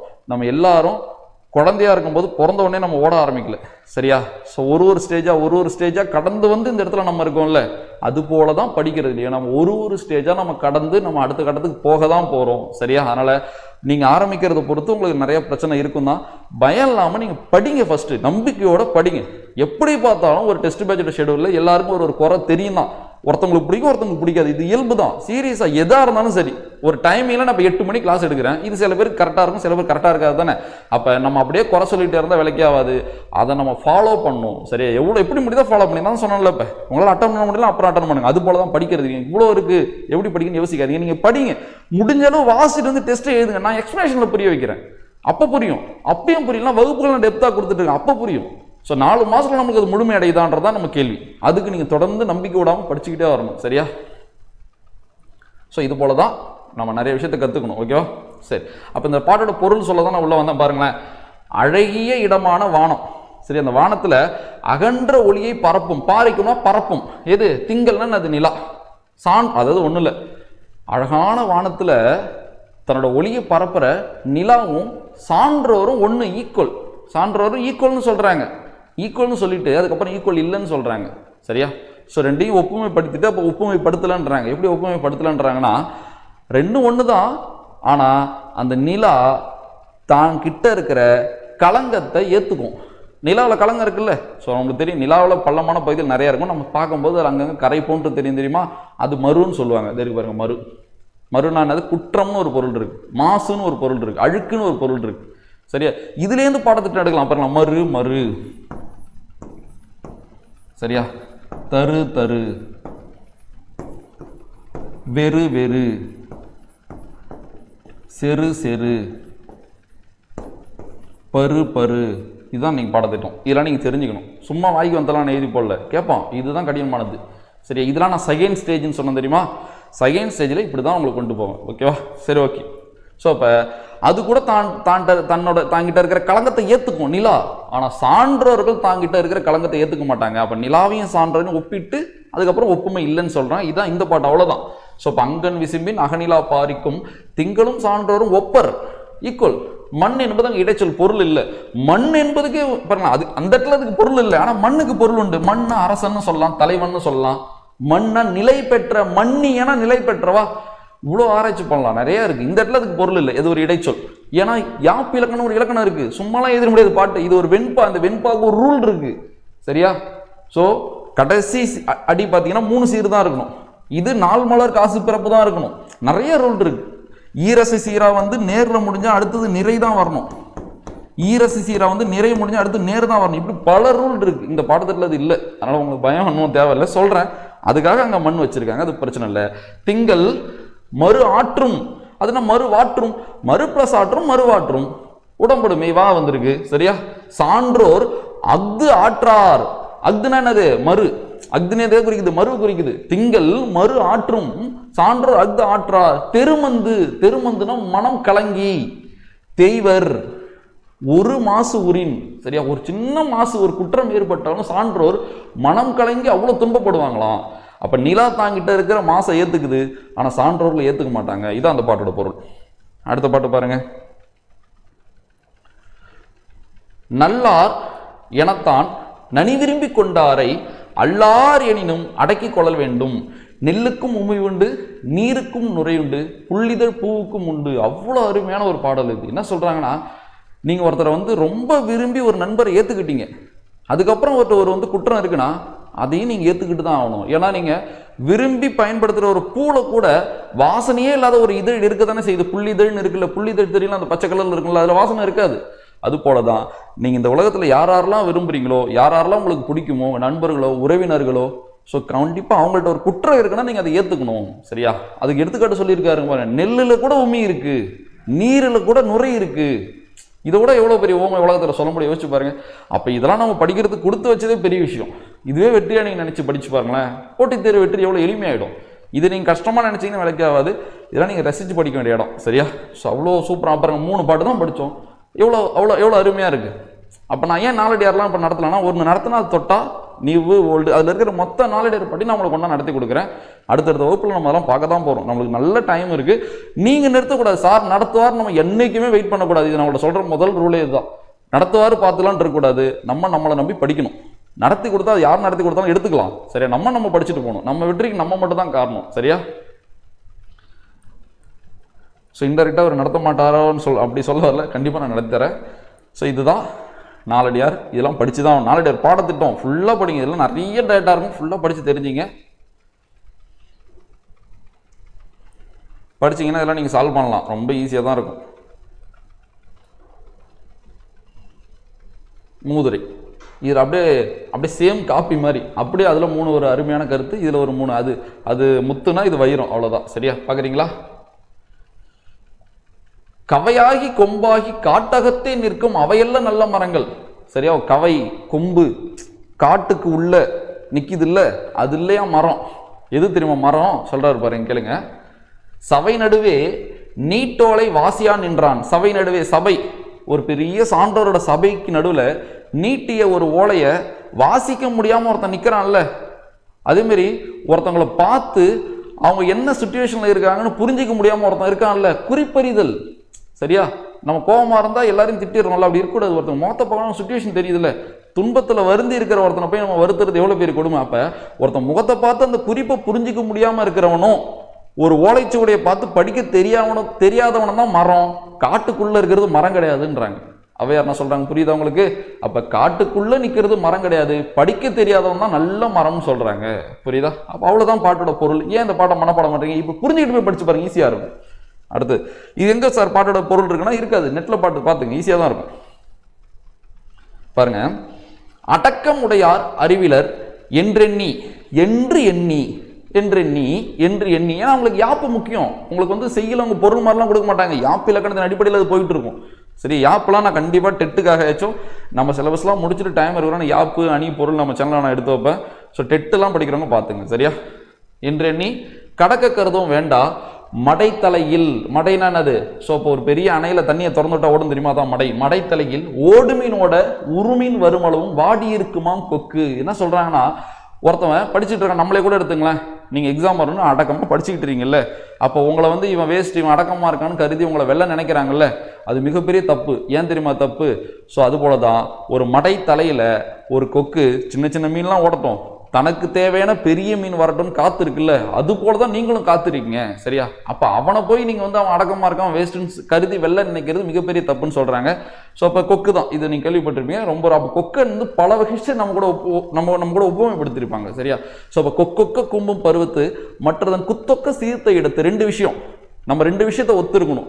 கொக்க ஒத்து இருக்கணும், கொக்கோட குத்த ஒத்து இருக்கணும். கொக்கு வந்து அப்படி குத்தி மீன் தூக்கம் தெரியுமா, அதை ஒத்து இருக்கணும். எப்ப தெரியுமா கொக்க ஒத்து இருக்கணும்? வாய்ப்பு வர்றதுக்கு முன்னாடி, மீன் வர்றதுக்கு முன்னாடி கொக்கு போல நம்ம காத்து இருக்கணும். வாய்ப்பு வந்த உடனே கொக்கு மீனை விட்டுட்டு வேடிக்கை பார்க்காது, டக்குன்னு குத்தி தூக்கம் தெரியுமா, அது போல நம்ம அந்த குத்த ஒத்து இருக்கணும். சரியா? ஸோ அது திருக்குறளை பார்த்துக்கலாம். ஸோ இதான் அந்த பாட்டோட பொருள். இதுல ஒரு சிறப்பு இருக்கு தெரியுமா? அந்த கொக்கு ஏன் தெரியும் ஒத்த காலில் நிற்குது? ஸோ ரெண்டு காலில் ஒரு கொக்கு நிற்குதுன்னா, ஒரு மீன் வருதுன்னா ரெண்டு கால், அதுக்குன்னு ஒரு சென்ஸ் இருக்கும் தானே. எல்லா உயிரினத்துக்கு ஒரு சென்ஸ் இருக்கும் தானே. இப்போ நாய் கூட நீங்கள் காலை வேகமாக டக்குன்னு ஓடிடும் பார்த்துட்டீங்களா? ஸோ அது போல தான் ரெண்டு கால் இருக்குன்னா ஒரு உயிரினம் நிற்குது, நம்மளுக்கு ஆபத்துன்னு அந்த மீன் அங்கே வராது. அதனால தான் அது ஒரு காலில் வெயிட் பண்ணுது. சரியா? அப்போ ஒரு காலில் வெயிட் பண்ணால் ஒரு கால் நிற்குதுன்னா அது குச்சி நினச்சிட்டு மீன் வரும், கொக்கு தூக்கிடும். கொக்கு கிட்ட ஒரு டெக்னிக் இருக்கு பாருங்க. நம்மள்ட்ட என்ன டெக்னிக் இருக்கு யோசிச்சு பாருங்க. போட்டி தேர்வுக்கு படிக்கிறோம், பல லட்சம் பேர் போட்டி போடுறான், நம்மள்ட்ட என்ன டெக்னிக் இருக்குன்னு நீங்க உட்காந்து யோசிச்சு பாருங்க. ஸோ டெக்னிக்லாம் வரணும். யாரையும் பார்த்து நம்ம காப்பி அடிக்க தேவையில்லை. ஓ இவங்க இப்படி படிச்சதுனால தான் பாஸ் ஆனேன், நானும் அப்படியே படிப்பேன், அங்கேயே போய் படிப்பேன், அதே புக்கு படிப்பேன். எல்லாருக்கும் வேற வேற கதை, வேற வேற சூழ்நிலை, வேற வேற நாலேஜ். அதனால உங்களுக்குன்னு ஒரு ஸ்டைலை உருவாக்குங்க. ஒரு பாடத்தை நான் இப்படி படிச்சு ஈஸியா மாத்திப்பேன், ஒரு விஷயத்த நான் இப்படி அப்ரோச் பண்ணி ஈஸியா மாத்திப்பேன். இப்படி எல்லாருக்கும் ஏற்ற மாதிரி ஒரு வகை இருக்கு. அதனால நான் எப்பயுமே படிக்கிற மெத்தடு, ஸ்டடி பிளானு பர்சனலாகவே எனக்கு அதை சொல்றது பிடிக்காது. ஏன்னா நம்மளுக்கு ஏற்ற மாதிரி நம்ம உருவாக்கிக்கலாம். புரியுதா? அதனால நீங்களும் உங்களுக்குன்னு ஒரு சின்ன சின்ன மெத்தடை உருவாக்குங்க. அது உடனே வந்துடாது. நீங்கள் போட்டித் தேர்வில் பயணிங்களேன், பயணிக்க கண்டிப்பாக உங்களுக்குன்னு ஒரு மெத்தடு கிரியேட் ஆகும். என்ன சின்ன சின்ன விஷயத்துலேயே நம்மளுக்கு கிரியேட் ஆகுதா இல்லையா? ஒரு தொழில் செய்கிறாங்கன்னா 2 வருஷம் கழிச்சு அந்த தொழில் அவங்க எக்ஸ்பர்ட் ஆயிடுறாங்க இல்லையா? காரணம் அது எக்ஸ்பீரியன்ஸ் தானே. ஸோ ஹோட்டலுக்கால சாப்பாடு மடிக்கிறவங்கள போய் பாருங்க, நீங்கள் மடிச்சிருக்கீங்களா அவ்வளோ வேகத்தில்? அவ்வளோ வேகமாக நடிப்போம். காரணம் என்ன? பல வருஷமாக அவங்க அதை செய்கிறாங்க. அதே போல் போட்டித் தேர்வு பயப்படாமல் நீங்கள் அப்ரோச் பண்ணுங்க. ஸோ படிக்க உழைக்க அது உண்மையாக உழைச்சிங்கன்னா உங்களுக்கு அதில் எவ்வளோ விஷயம் உங்கள்கிட்ட வந்து சேரதானே போகுது. ஓகேவா? ஸோ இந்த மாதிரி படிச்சிங்க. இது அதை விட சிறப்பான பாட்டு கடைசியாக இருக்குது தெரியுமா? அற்ற குலத்தின், அற்றனா என்னது? நீரற்ற குலம். எல்லாத்தையும் உங்களுக்கு சொல்ல மாட்டாங்க, நம்ம தான் புரிஞ்சுக்கணும். நீரற்ற குலத்தின் அரு, அருனா நீங்கிறதுன்னு அர்த்தம், மறுனா குற்றன்னு பார்த்தோம், அருனா நீங்கிறது. நீர் பறவை போல், இத அருநீர் பறவை போல்னு படிக்கக்கூடாது. அற்ற குலத்தின் அரு நீர் பறவை போல் உற்றுழி. உற்றுழினா துன்பம் வந்த காலம்னு அர்த்தம். சரியா? உற்றுழி இதுக்கு பல பொருள் இருக்கு, இந்த துன்பம் வந்த காலம். தீர்வார் உறவல்லர். தீர்வார்னா நீங்குவார், உறவு அல்லர். சிம்பிளா சொல்லணும்னு வச்சுங்களேன், சூப்பரா ஒரு விஷயம் சொல்லியிருக்காங்க. ஒரு நீர் பறவை வருது, பறந்து வருது, ஒரு குளத்தை பார்க்குது. அந்த குளத்துல ஃபுல்லா தண்ணியா இருக்கு. அப்ப என்ன பண்ணும்? வேகமா வருவாரா, வந்து தண்ணியில் ஆட்டம் போடுவாரு, மீனை தான் பிடிச்சி சாப்பிடுவாரு. ஸோ ரொம்ப சந்தோஷமாக இருப்பார். அப்படி இருப்பாரா? இதுவே அந்த பறவை வருது, அங்கே தண்ணியே இல்லை, வத்தி போயிருக்கு, அப்படியே அந்த வந்த வேகத்தில் திரும்பி அந்த பறவை போயிடுமா? ஸோ அது போல தான் சில உறவினர்கள் நம்ம செழிப்பாக இருக்கிறப்போ வந்து உறவாடுவாங்க, நம்ம துன்பமாக இருக்கும்போது உறவாட மாட்டாங்க, நம்மளோட நீங்கிடுவாங்க. அப்போ அந்த நீர் பறவை போல உறவினர்கள் இருக்கக்கூடாது. எப்படி தெரியுமா உறவினர்கள் இருக்கணுமா? அந்த குளத்திலே ஒரு தாமரை மலர் இருக்கும் தெரியுமா? அது செழிப்பாக இருந்தாலும் அங்கே தான் இருக்கும். அந்த குளம் வத்தி காஞ்சாலும் அந்த தாமரைப்பூ அங்கேயே வத்தி காஞ்சிரும். சரியா? அப்போ செழிப்பாக இருக்கும் போதும் அந்த தாமரைப்பூ அந்த குளத்துல தான் இருக்குது. ஸோ இப்போ அந்த குளம் வத்துதுன்னொடனே தாமரை எட்ட போயிட முடியாது இல்லை, அது அங்கே தானே இருக்கும். அது போல தான் நம்ம நண்பரோ உறவினரோ, ஸோ அவங்கள்ட்ட செழிப்பு இருக்கோ இல்லையோ அவங்கள்ட்ட நம்ம ஒரே மாதிரி தான் இருக்கும். ஒரே ஒரு சின்ன கருத்து ஒன்லைனில் நோட் பண்ணிட்டு போயிடுறோம். இப்போ இதை ஒன்லைனில் நோட் பண்ணலாம். அந்த பொருள் தெரியுமா? நம்ம ஷார்ட் நோட்ஸில் படிக்கிறோம், இதுக்கு ஒரே லைன் தான். அப்போ 4 டேரில் 3 கருத்து, இதில் 3 கருத்து, 6 கருத்து நான் வச்சுங்க. எப்படி ஸ்டேட்மெண்ட் வச்சு ஆன்சர் எடுக்கலாமா இல்லையா? ஸோ இவ்வளோதான். ஸோ இதான் அந்த பாட்டு, சூப்பரான பாட்டு. அக்குளத்தில் கொட்டியும் மலர், கொட்டி மலர் ஆம்பலும் நெய்தலும் போலவே ஒட்டி உருவார் உறவு. அதுலேயே ஒட்டி இருக்கிறவங்க தான் உறவு. இவர் உறவு அல்லர். யார் உறவு? யார் உறவு அல்லர்? நீர் பறவை உறவு அல்லர், இது உறவு. சரியா? ஸோ இந்த செயலும் முக்கியமானது. வாக்குண்டாம்னு சொல்லுவாங்க. சரியா? மூதர் என்னன்னு சொல்லுங்க, வாக்குண்டாம். ஃபுல்லாக படிச்சிருங்க. நான் சொன்னல அகல் ப்ளஸ் நீலா அதில் இருக்குன்னு நினைக்கிறேன். இதில் பார்த்தோமா அது அகல் ப்ளஸ் நீலா தான், பாருங்கள் அதுதான் இருக்கும். இதெல்லாம் படிங்க. இதெல்லாம் நான் ஒன்று சொன்ன டைம் ஆகும். நான் மெயினாக உங்களுக்கு சில விஷயம் சொல்லி காட்டினோம் தான் நான் இது இன்னைக்கு வகுப்பே. அடுத்த செயல் பார்க்கலாமா? இருண்ட வீடு. ஏன்னா இதெல்லாம் பேசிக்கான ஒரு மொழி நடையில் தான் இருக்கும். அதனால் நீங்கள் ரொம்ப கஷ்டப்பட தேவையில்லை. பாரதிதாசன் பாடத்திட்டத்தில் இருக்காரு. அந்த பாட்டு உங்களுக்கு ப்ரெஷராக இருக்காது. பட் அவரை பற்றி நீங்கள் நல்லா படிச்சிங்க. ரொம்ப ரொம்ப முக்கியமானது. இதில் எல்லாத்தையும் நீங்கள் பார்த்துங்க. ஓகேவா? இதே பாருங்களேன், இதில் தேவையான சில விஷயம் இருக்கும். பாருங்களேன், போர்த்துகீசிய சொல். சரியா? ஸோ இப்போ போர்த்துகீசிய சொல் பிறமொழி சொல்லுக்கு என்னென்ன தமிழ்ச்சொல் கொடுத்துருக்காங்களா இல்லையா? அப்போ நீங்கள் எங்கெங்கேயோ போய் படிக்கிறீங்களே, இதை படிச்சுட்டீங்களா? இதான் என் முதல் கேள்வி. இதை படிச்சுட்டோம்ல ஃபர்ஸ்ட் நம்ம. அப்போ பாருங்கள், நீங்கள் உங்கள் மைண்ட் செட்டை நான் திரும்பவும் சொல்கிறேன், இந்த வகுப்பு நீங்கள் முழுசாக பார்க்குறத விட முக்கியம் எதுனா பாடத்திட்டத்தை மைண்டில் ஏற்றிக்கிட்டு திருப்புங்க. எது தேவையோ அதை நீங்கள் படிங்க. நீங்கள் யாரையும் நம்பக்கூடாது என்றைக்குமே. எனக்கு எப்பயுமே அந்த ஒரு டவுட் இருக்கும். அதை வந்து நீங்கள் இப்போ நான் சொன்னால் இவர் பெரிய ஆளு அப்படின்னு நீங்கள் நினச்சிப்பீங்க. நான் சத்தியமாக அதில் சொல்ல. ஏன்னா நம்மளை தானே அதிகமாக நம்பணும். அப்போ நம்ம ஒரு விஷயத்தை செய்யாமல் யாராவது செஞ்சு கொடுத்தா கூட சரியாக இருக்குமான ஒரு டவுட் நம்மளுக்கு இருந்துக்கிட்டே இருக்கணும். ஏன்னா நம்மளை அவ்வளோ ப்ராப்பராக நம்ப ஆரம்பிக்கணும். சரியா? அதனால தான் சொல்கிறேன், நீங்கள் யாரையும் நம்பாமல் நான் சொன்ன மாதிரி நீங்கள் அதை பண்ணுங்கள். கண்டிப்பாக உங்களுக்கு பலன் கிடைக்கும். ஸோ அப்போ பிறமொழி சொல்லுக்கு என்னென்ன தமிழ் சொல்லி நீங்கள் இதை கவர் பண்ணிக்கலாம். சூப்பராக சொல்லலாம், நிறைய நடத்தலாம். இதை வச்சு ஒரு பெரிய கிளாஸே எடுக்கலாம். ஸோ நீங்கள் இப்படி தான் படிக்கணுன்றதுக்காக தான் அந்த வகுப்பு பார்த்துங்க.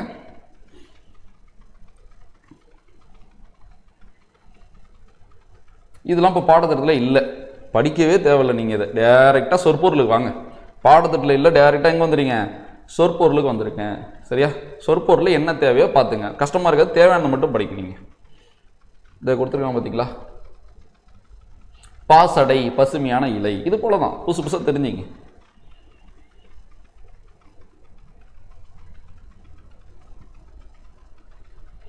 இதேமாதிரி இந்த பாட்டுக்கு பின்னாடி திறன் வளர் தொடர் பணிலாம் கொடுத்துருப்பான், அதை மட்டும் படிச்சிங்க. நீங்கள் அந்த செய்யுள் ஓரியன்டாக வந்து சில வினாக்கள் கொடுத்துருப்பான், அதை நீங்கள் தொடாதீங்க. அப்படியே அதே செயலுக்கு பின்னாடி அந்த செயலே தொடர்பு இல்லாமல் சில விஷயம் கொடுத்துருப்பானா அதை நீங்கள் படிச்சுக்கணும். பாடத்திட்டத்தில் இல்லாத செயலாக இருந்தாலும் சரி. பாருங்க, விவேக சிந்தாமணி. இப்போ இதில் ஒரு விஷயத்தை கற்றுக்கலாம் பாருங்களேன். கப்பிய பசின்னு சொல்கிறாங்களா? பாருங்களேன், சில பேர் சாப்பிட்றத பார்த்து நம்ம சொல்லனால அப்புன்னு அப்பறான்னு. அப்போ தப்பு. கப்புன்னு கப்பறான் தான் கரெக்டு. சரி, அப்போ கப்புதல் தான் விழுங்குதல். நல்லா விழுங்குறான்னு அர்த்தம். அது முழுங்குறான் தப்பு. விழுங்குதல்னு படிச்சு பாருங்க. இன்னைக்கு நம்ம யோசிக்க மாட்டோம். எக்ஸாம் ஹாலில் போய் யோசிப்போம், சரியான சொற்றொடர் எதுவும் கேட்டுருவோம். அதில் வந்து முழுங்குன்னு இருக்குன்னா முழுங்க தானே செய்கிறோம். இப்போ விழுங்குதல், சின்ன சின்ன விஷயத்தையும் ஃபோக்கஸ் பண்ணி பாருங்க. இப்போ நீங்கள் யோசிச்சு பாருங்க, இன்னைக்கு உங்களுக்கு வரலாம் கூட பரவாயில்ல, 4 மாதத்துக்கு அப்புறம் இந்த பண்பு உங்களுக்கு வந்துட்டா கூட சந்தோஷம் தானே. அப்போ வரணும்னா நான் சொன்ன மாதிரி நீங்கள் 4 மாதம் ப்ராப்பராக அதை படிக்கணும். அதுமாதிரி நம்ம களம் பேட்சுக்கு அட்மிஷன் வந்து 31 முடியல. ஸோ அட்மிஷன் இருக்குது. நம்ம ஃபஸ்ட் டெஸ்ட்டு February 10. சரியா? ஸோ ஏன்னா நிறைய பேர் கேட்டாங்க முடிஞ்சிச்சா ஜாயின் பண்ண முடியாதுன்னு. ஸோ அவங்களுக்காக சொல்கிறேன். ஸோ 10 அதுக்கப்புறம் கூட ஒரு 2 டெஸ்ட்டு வரைக்கும் கூட நீங்கள் அட்மிஷன் போட்டுக்கலாம். ஏன்னா உங்களால் பிக்கப் பண்ண முடியும் 2 டெஸ்ட்னா. அதுக்கப்புறம் கஷ்டமாக இருக்கும். ஸோ February 2nd வீக் வரைக்கும் இருக்கும். ஸோ நீங்கள் ஜாயின் பண்ணி கரெக்டாக படிங்க. என்னை பொறுத்தவரைக்கும் எக்ஸ்பிளேஷன் வீடியோலாம் நிறைய விஷயம் நான் எக்ஸ்பிளேஷன் வீடியோ நான் எடுக்கிறேன். இப்போ புரிய வைக்கிறேன். இந்த புக்கில் டேட்டா இருக்குது, ஆனால் கடினமான டேட்டா. இது பார்க்கப்படுற டேட்டாவை தான் நான் கொஸ்டின் எடுப்பேன். அதுக்கு நான் எக்ஸ்பிளைன் பண்ணுவேன்ல, சரியா? புரியுதா இல்லையா உங்களுக்கு? அப்போ அதுக்கு தான் நான் எக்ஸ்பிளனேஷனே செட் பண்ணது. ஸோ எக்ஸ்பிளனேஷனில் தான் உங்களுக்கு நான் அதில் கடினமான இடத்த நான் கவர் பண்ணி கொடுப்பேன். ஸோ எக்ஸ்பிளனேஷன் வீடியோவை நீங்கள் எப்போ டைம் கிடைக்குதோ நீங்கள் அப்போ பார்த்துருங்க, ஓகேவா? இது போல் நம்ம சொல்லிக்கிட்டே போகலாம், அவ்வளோ விஷயம் இருக்குது. சரி, செய்யுள் இதே மாதிரி தான் இருக்கும், நீங்கள் பார்த்துருங்க. இதுக்கப்புறம் வரலாம் எளிமையான செய்யலாக தான் இருக்கும், ஓகேவா? நாட்டுப்புற பாடல் சொற்பொருள் பார்க்குறீங்க. இங்கே வந்து பார்த்தீங்கன்னா பாடத்திட்ட தொடர்பு இல்லாமல் சில மொழித்திறன் மாதிரி சிலது கொடுத்துருந்தாலும் நீங்கள் பார்த்துக்கணும். சரி, அடுத்து போயிடலாமா? அடுத்தது உரைநடைக்கு பின்னாடி நிறைய விஷயம், நல்ல நல்ல விஷயம் இருக்கும், அதை மட்டும் நான் உங்களுக்கு காட்டிடுறேன். இந்த மாதிரிலாம் இதெல்லாம் ஒர்க் அவுட் பண்ணி பாருங்களா நீங்கள். மூடு, மூட்டம், கூடு, கூட்டம், நாடு, நாட்டம், வாடு, வாட்டம், ஓடு, சும்மா ஒரு மொழித்திறன் தானே அதுவும். அடுத்து மறுமலர்ச்சி பாடல்கள் இருக்குது, உடல் நலம், இந்த மாதிரி பேசிக்காக நிறையா இருக்கும். நம்ம உரைநடைக்கு போயிடலாம். ஸோ இது உரைநடை பகுதி, பண்டைய தமிழர் இருக்கு. நான் அந்த உரைநடை எண்டுக்கு வரேன். இது ஒரு உரைநடை, இதோட எண்டு இது. இதுக்கும் சொல்லாட்சி கொடுத்துருப்பாங்க, சரியா? இதெல்லாம் தேவையில்லை. பொருத்தமான பொருளை தேர்ந்து அந்த உரைநடை தொடர்பானது உங்களுக்கு தேவையில்லை. நான் என்ன சொன்ன, உரைநடை தொடர்பு இல்லாமல் கொடுத்துருப்போம், அது தேவை. பாருங்களேன், மொழி திறன் வளர பயிற்சி, இது தேவை. அப்போ உரைநடைக்கு பின்னாடி இருந்து பாடத்திட்டம் தொடர்பானதை நம்ம படிக்கணும், சரியா? ஸோ அடி, ஆடி, கல், கால் இருக்கா இல்லையா? படம், பாடம், களம், காலம், களம். ஸோ இது நம்ம களம் கிடையாது, நம்ம களம் என்னது? களம். அப்போ களமே நம்மளுக்கு தெரியும் தானே? இது ஏற்களம், போர்க்களம். இந்த களம் என்னது? பாத்திரம், கப்பல். ஸோ இதுக்கு 2 பொருள் இருக்கு, இதுக்கு 2 மேஜரான பொருள், இன்னும் பல பொருள் இருக்கு. ஸோ எரி, ஏரி, அடை, ஆடை. ஸோ பாருங்களேன், வெல், வெற்றி கொள், இந்த மாதிரிலாம் கொடுத்துருக்காங்க பார்த்தீங்களா? ஸோ பேசிக் சொல்லியிருப்பாங்க. வெல்னா அது வெற்றி கொள்றது, வேல்னா ஒரு ஆயுதம், கெடு, கேடு. இதுக்கு சொல்லலாம் தெரியுமா காமனரே விளக்கம்? கெடு என்பது ஒரு வினைச்சொல். இப்போ நான் சொல்கிறேன், அது உங்களுக்கு கனெக்ட் ஆகிறது கஷ்டம் தான், பட் இருந்தாலும் உங்களுக்கு ஒரு நாள் நான் இதை கண்டிப்பாக புரிய வச்சிருவேன். இது ஒரு பெயர் சொல், 2 கிட்டத்தட்ட ஒரே பொருள் தான். எப்படி தெரியுமா? தொழிற்பெயர்னு ஒன்று இருக்குது, அதுனா தொழிற்பெயர். ஒரு வினைக்கே ஒரு பேர் வைக்கிறது தான் தொழிற்பெயர். எந்த தொழிற்பெயர் எடுத்தாலும் அது பகுதி ஒரு வினையாக இருக்கும். ஓடுதல், ஓடுறது ஒரு வினை தானே? பாடுதல், பாடுறது ஒரு வினை தானே? நடத்தல், நடக்கிறது ஒரு வினை தானே? அது போல தான் கெடுதல், கெடுன்றது ஒரு வினை. கேடுதல்னு சொல்ல முடியாது, அது முதல்நிலை திரிந்த தொழிற்பெயர் வகையில் அடங்கும். பட் இருந்தாலும் இது ஒரு வினைச்சொல், அது ஒரு பெயர் சொல். அப்போ கெடு என்பது ஸோ அதோட விளைவை குறிக்கும் கேடு. ஸோ இப்போ கெடுனா கெட்டுறது, ஒரு தீங்கு நடக்கிறது. இதுக்கு 2க்கும் மைண்ட் ரன் டிஃப்ரெண்ட் இருக்குது. இது நான் வினாவை நான் மேக் பண்ணி உங்களுக்கு எக்ஸ்பிளேஷனாக நான் டீட்டெயிலாக எக்ஸ்பிளைன் பண்ணுறேன். இதுக்கு ஒரு 1/4 மணி நேரம் ஸ்பெண்ட் பண்ணால் நல்லா புரிய வைக்கலாம். அப்போ பாருங்கள், இதில் எவ்வளோ விஷயம் இருக்குது பாருங்கள், சரியா? ஸோ இப்போ கொடு, கோடு, தொடு, தோடு, கொல், கோல், இதில் நீங்கள் பாருங்களேன். நான் தான் சொல்லிட்டேன், செல் இருக்குல்ல, சர்ச் பண்ணி பொருளை எழுதிங்க. இந்த மாதிரி தான் நம்ம இந்த டெஸ்ட்டோட நோக்கமே இதுதான். சின்ன சின்ன விஷயத்த நம்ம சூப்பராக கற்றுக்கணும். இதுலேருந்து கொஸ்டின் வந்தால் நம்ம விட்டுறக்கூடாது. சரி, நம்ம அடுத்தது பார்க்கலாமா? ஸோ இது போல் எண்ணு பெயரில் எவ்வளோ விஷயம் இருக்குது. நீங்கள் பாருங்களேன், எண்ணு பெயர்லாம் டீட்டெயிலாக கொடுத்துருப்பாங்க. நான் சொன்ன பேசிக் வச்சு நீங்கள் சூப்பராக அனலைஸ் பண்ணி பாருங்கள், உங்களுக்கு எல்லாமே சூப்பராக புரியும், சரியா?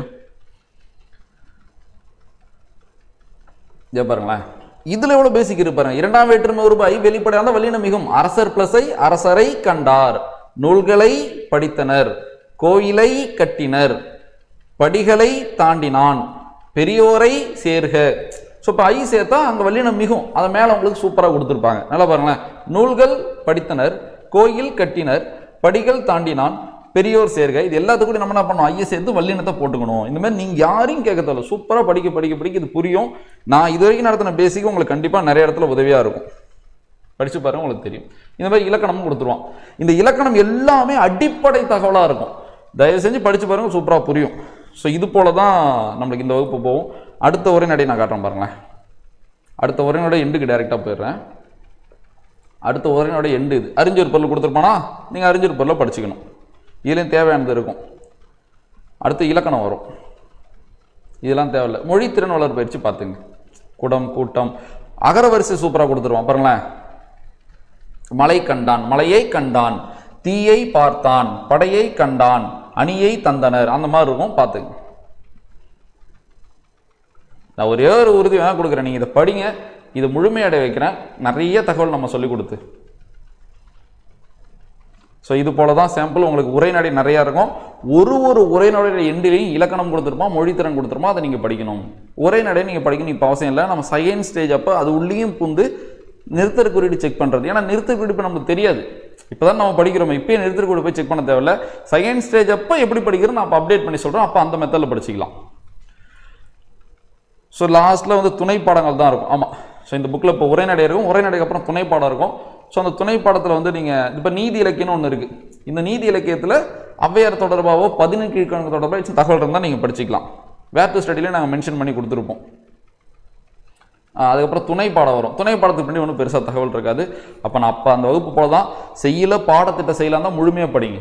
பாடத்திட்டம் இல்லைன்னா அதில் இருக்கிற சொற்பொருள் தெரியாத சொல்லு இருந்தால் தெரிஞ்சுங்க. ஓகேவா? அடுத்தது பார்த்தீங்கன்னா உரைநடை பின்னாடி இருக்கிற மொழி திறனையும் இலக்கணங்களையும் படிங்க. இது வந்து 6th 2003 எடிஷன்.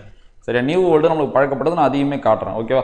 இது போல் 2003 7th 8th 9th 10th ஒன்று ஒரு மாதிரி இருக்கும். நான் உங்களுக்கு கண்டிப்பாக அதெல்லாம் தொடர்பாக நிறைய விஷயம் நான் உங்களுக்கு குரூப்பில் சொல்கிறேன், நீங்கள் பார்த்துக்கலாம்.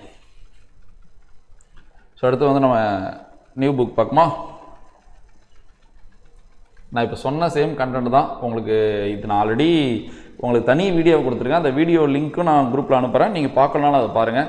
இதே மெத்தட் தான் இதுக்கு நம்ம ஃபாலோ பண்ணணும். இலக்கணமாக ஃபுல்லாக படிங்க. அந்த இலக்கணத்துலையும் எழுத்து சொல் படிங்க. பொருள் யாப்பானே தான் நீங்கள் படிக்க தேவையில்லை. செய்யலா பாடத்திட்டத்தில் இருக்காரா இல்லையான்னு உங்களுக்கு தெரியணும். நீங்கள் போய் செக் பண்ண தேவையில்லை, உங்களுக்கு தெரியணும். அவங்கள நல்லா படிங்க. அந்த செய்யல முழுமையாக படிங்க. அவங்களோட நூல் குறிப்பு, ஆசிரியர் குறிப்பு எல்லாமே படிங்க. பாடத்திட்டத்தில் இல்லைன்னா சொற்பொருள், இலக்கண குறிப்பு, பிரித்து எதுக்க சேர்த்து எதுக்க, மற்ற இலக்கண தொடர்பாச்சு இருக்கா, அதை மட்டும் படிச்சுக்கணும். ஓகேவா? இப்போ பாடத்திட்டத்திலே ஒரு செயல் இருக்காது, அந்த செயலோட எண்டில் வேற ஒரு சும்மா சின்ன செயல் கொடுத்துருப்போம், அது ஒரு பாடத்திட்ட செயலாக தான் நீங்கள் அதை படிக்கணும். அந்த அளவு நாங்கள் மைனூட்டாக தான் நோட் பண்ணியிருக்கோம். வேர் டு ஸ்டடி. நீங்கள் அதை பார்த்து எந்த பேஜ் நம்பர் நீங்கள் படிச்சுக்கலாம்.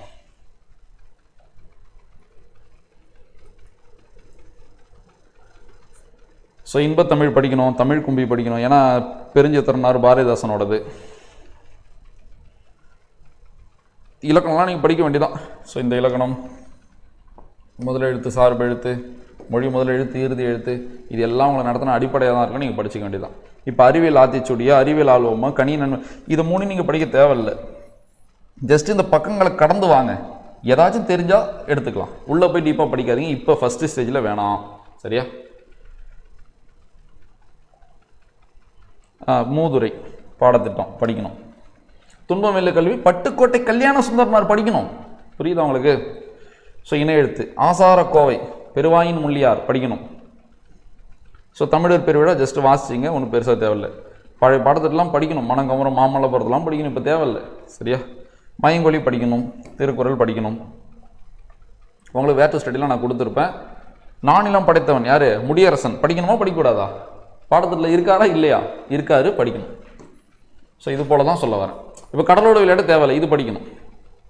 இந்த மற்ற எல்லா இடத்துலையும் இருக்கிறதெல்லாம் நீங்கள் ஜஸ்ட்டு சும்மா தேவைப்படா பாருங்கள், அவ்வளோதான். எல்லாம் வேணாம், இது படிக்கணும். பாரதம் அன்றைய நாற்றாங்கால் தாராபாரதி தானே? ஸோ அது படிக்கணும். ஸோ தமிழ்நாட்டில் காந்தி தேவையில்லை. வேலு நாச்சியார் படிக்கணும். 4 சொற்கள் படிக்கணும். இதில் எதுவுமே தேவை கிடையாது. இவ்வளோதான். இப்போ பாருங்களேன், தெரியுது அவங்களுக்கு 60% 70% நம்ம ஒதுக்கிடுவோம். பெயர்ச்சொல் படிக்கணும், திருக்குறள் படிக்கணும். கவிமணி தேசிய விநாயகம் பாடத்தில் இல்லை. ஸோ யாரையுமே நீங்கள் படிக்கிறதில்ல, திருக்குறள் மட்டும் படித்தா போதும். புரியுதா? ஸோ இவ்வளோ தான். இப்போ பாரு, நான் நோட் பண்ணது எவ்வளோ, ரொம்ப கம்மி தானே? ஸோ இந்த மாதிரி விஷயத்தை தான் நீங்கள் படிக்கிற மாதிரி இருக்கும். அதில் நீங்கள் பயப்பட தேவையில்லை. ரொம்ப எளிமையாக உங்களால் இந்த 3 புத்தகத்தையும் முடிக்க முடியும். இந்த 3 புத்தகம் படிக்கும் டைமும் நிறையா இருக்குது. ஸோ உங்களுக்கு டைமும் நிறையா இருக்குது. ஃபஸ்ட் டெஸ்ட் தானே? ஸோ நீங்கள் நல்லா டைம் எடுத்து ஸோ சீக்கிரம் நீங்கள் ப்ரிப்பேர் ஆகிக்கலாம். ஸோ பாரதம் அன்றைய நாற்றாங்கால் தாராபாரதி தான். ஸோ இது படிக்கிற மாதிரி இருக்கும். ஸோ இப்போ இந்த செய்யலாம் பேச்சு வழக்கு தானே, எளிமையாக நீங்கள் படிக்கலாம். இவரை பற்றி எல்லா டீட்டெயிலும் நீங்கள் படிச்சிக்கிங்க. சரியா? ஸோ அடுத்தது பார்த்தீங்கன்னா நம்ம ஓல்டு புக்கில் நான் ஜஸ்ட் ஒரு டைம் சொல்கிறேன்,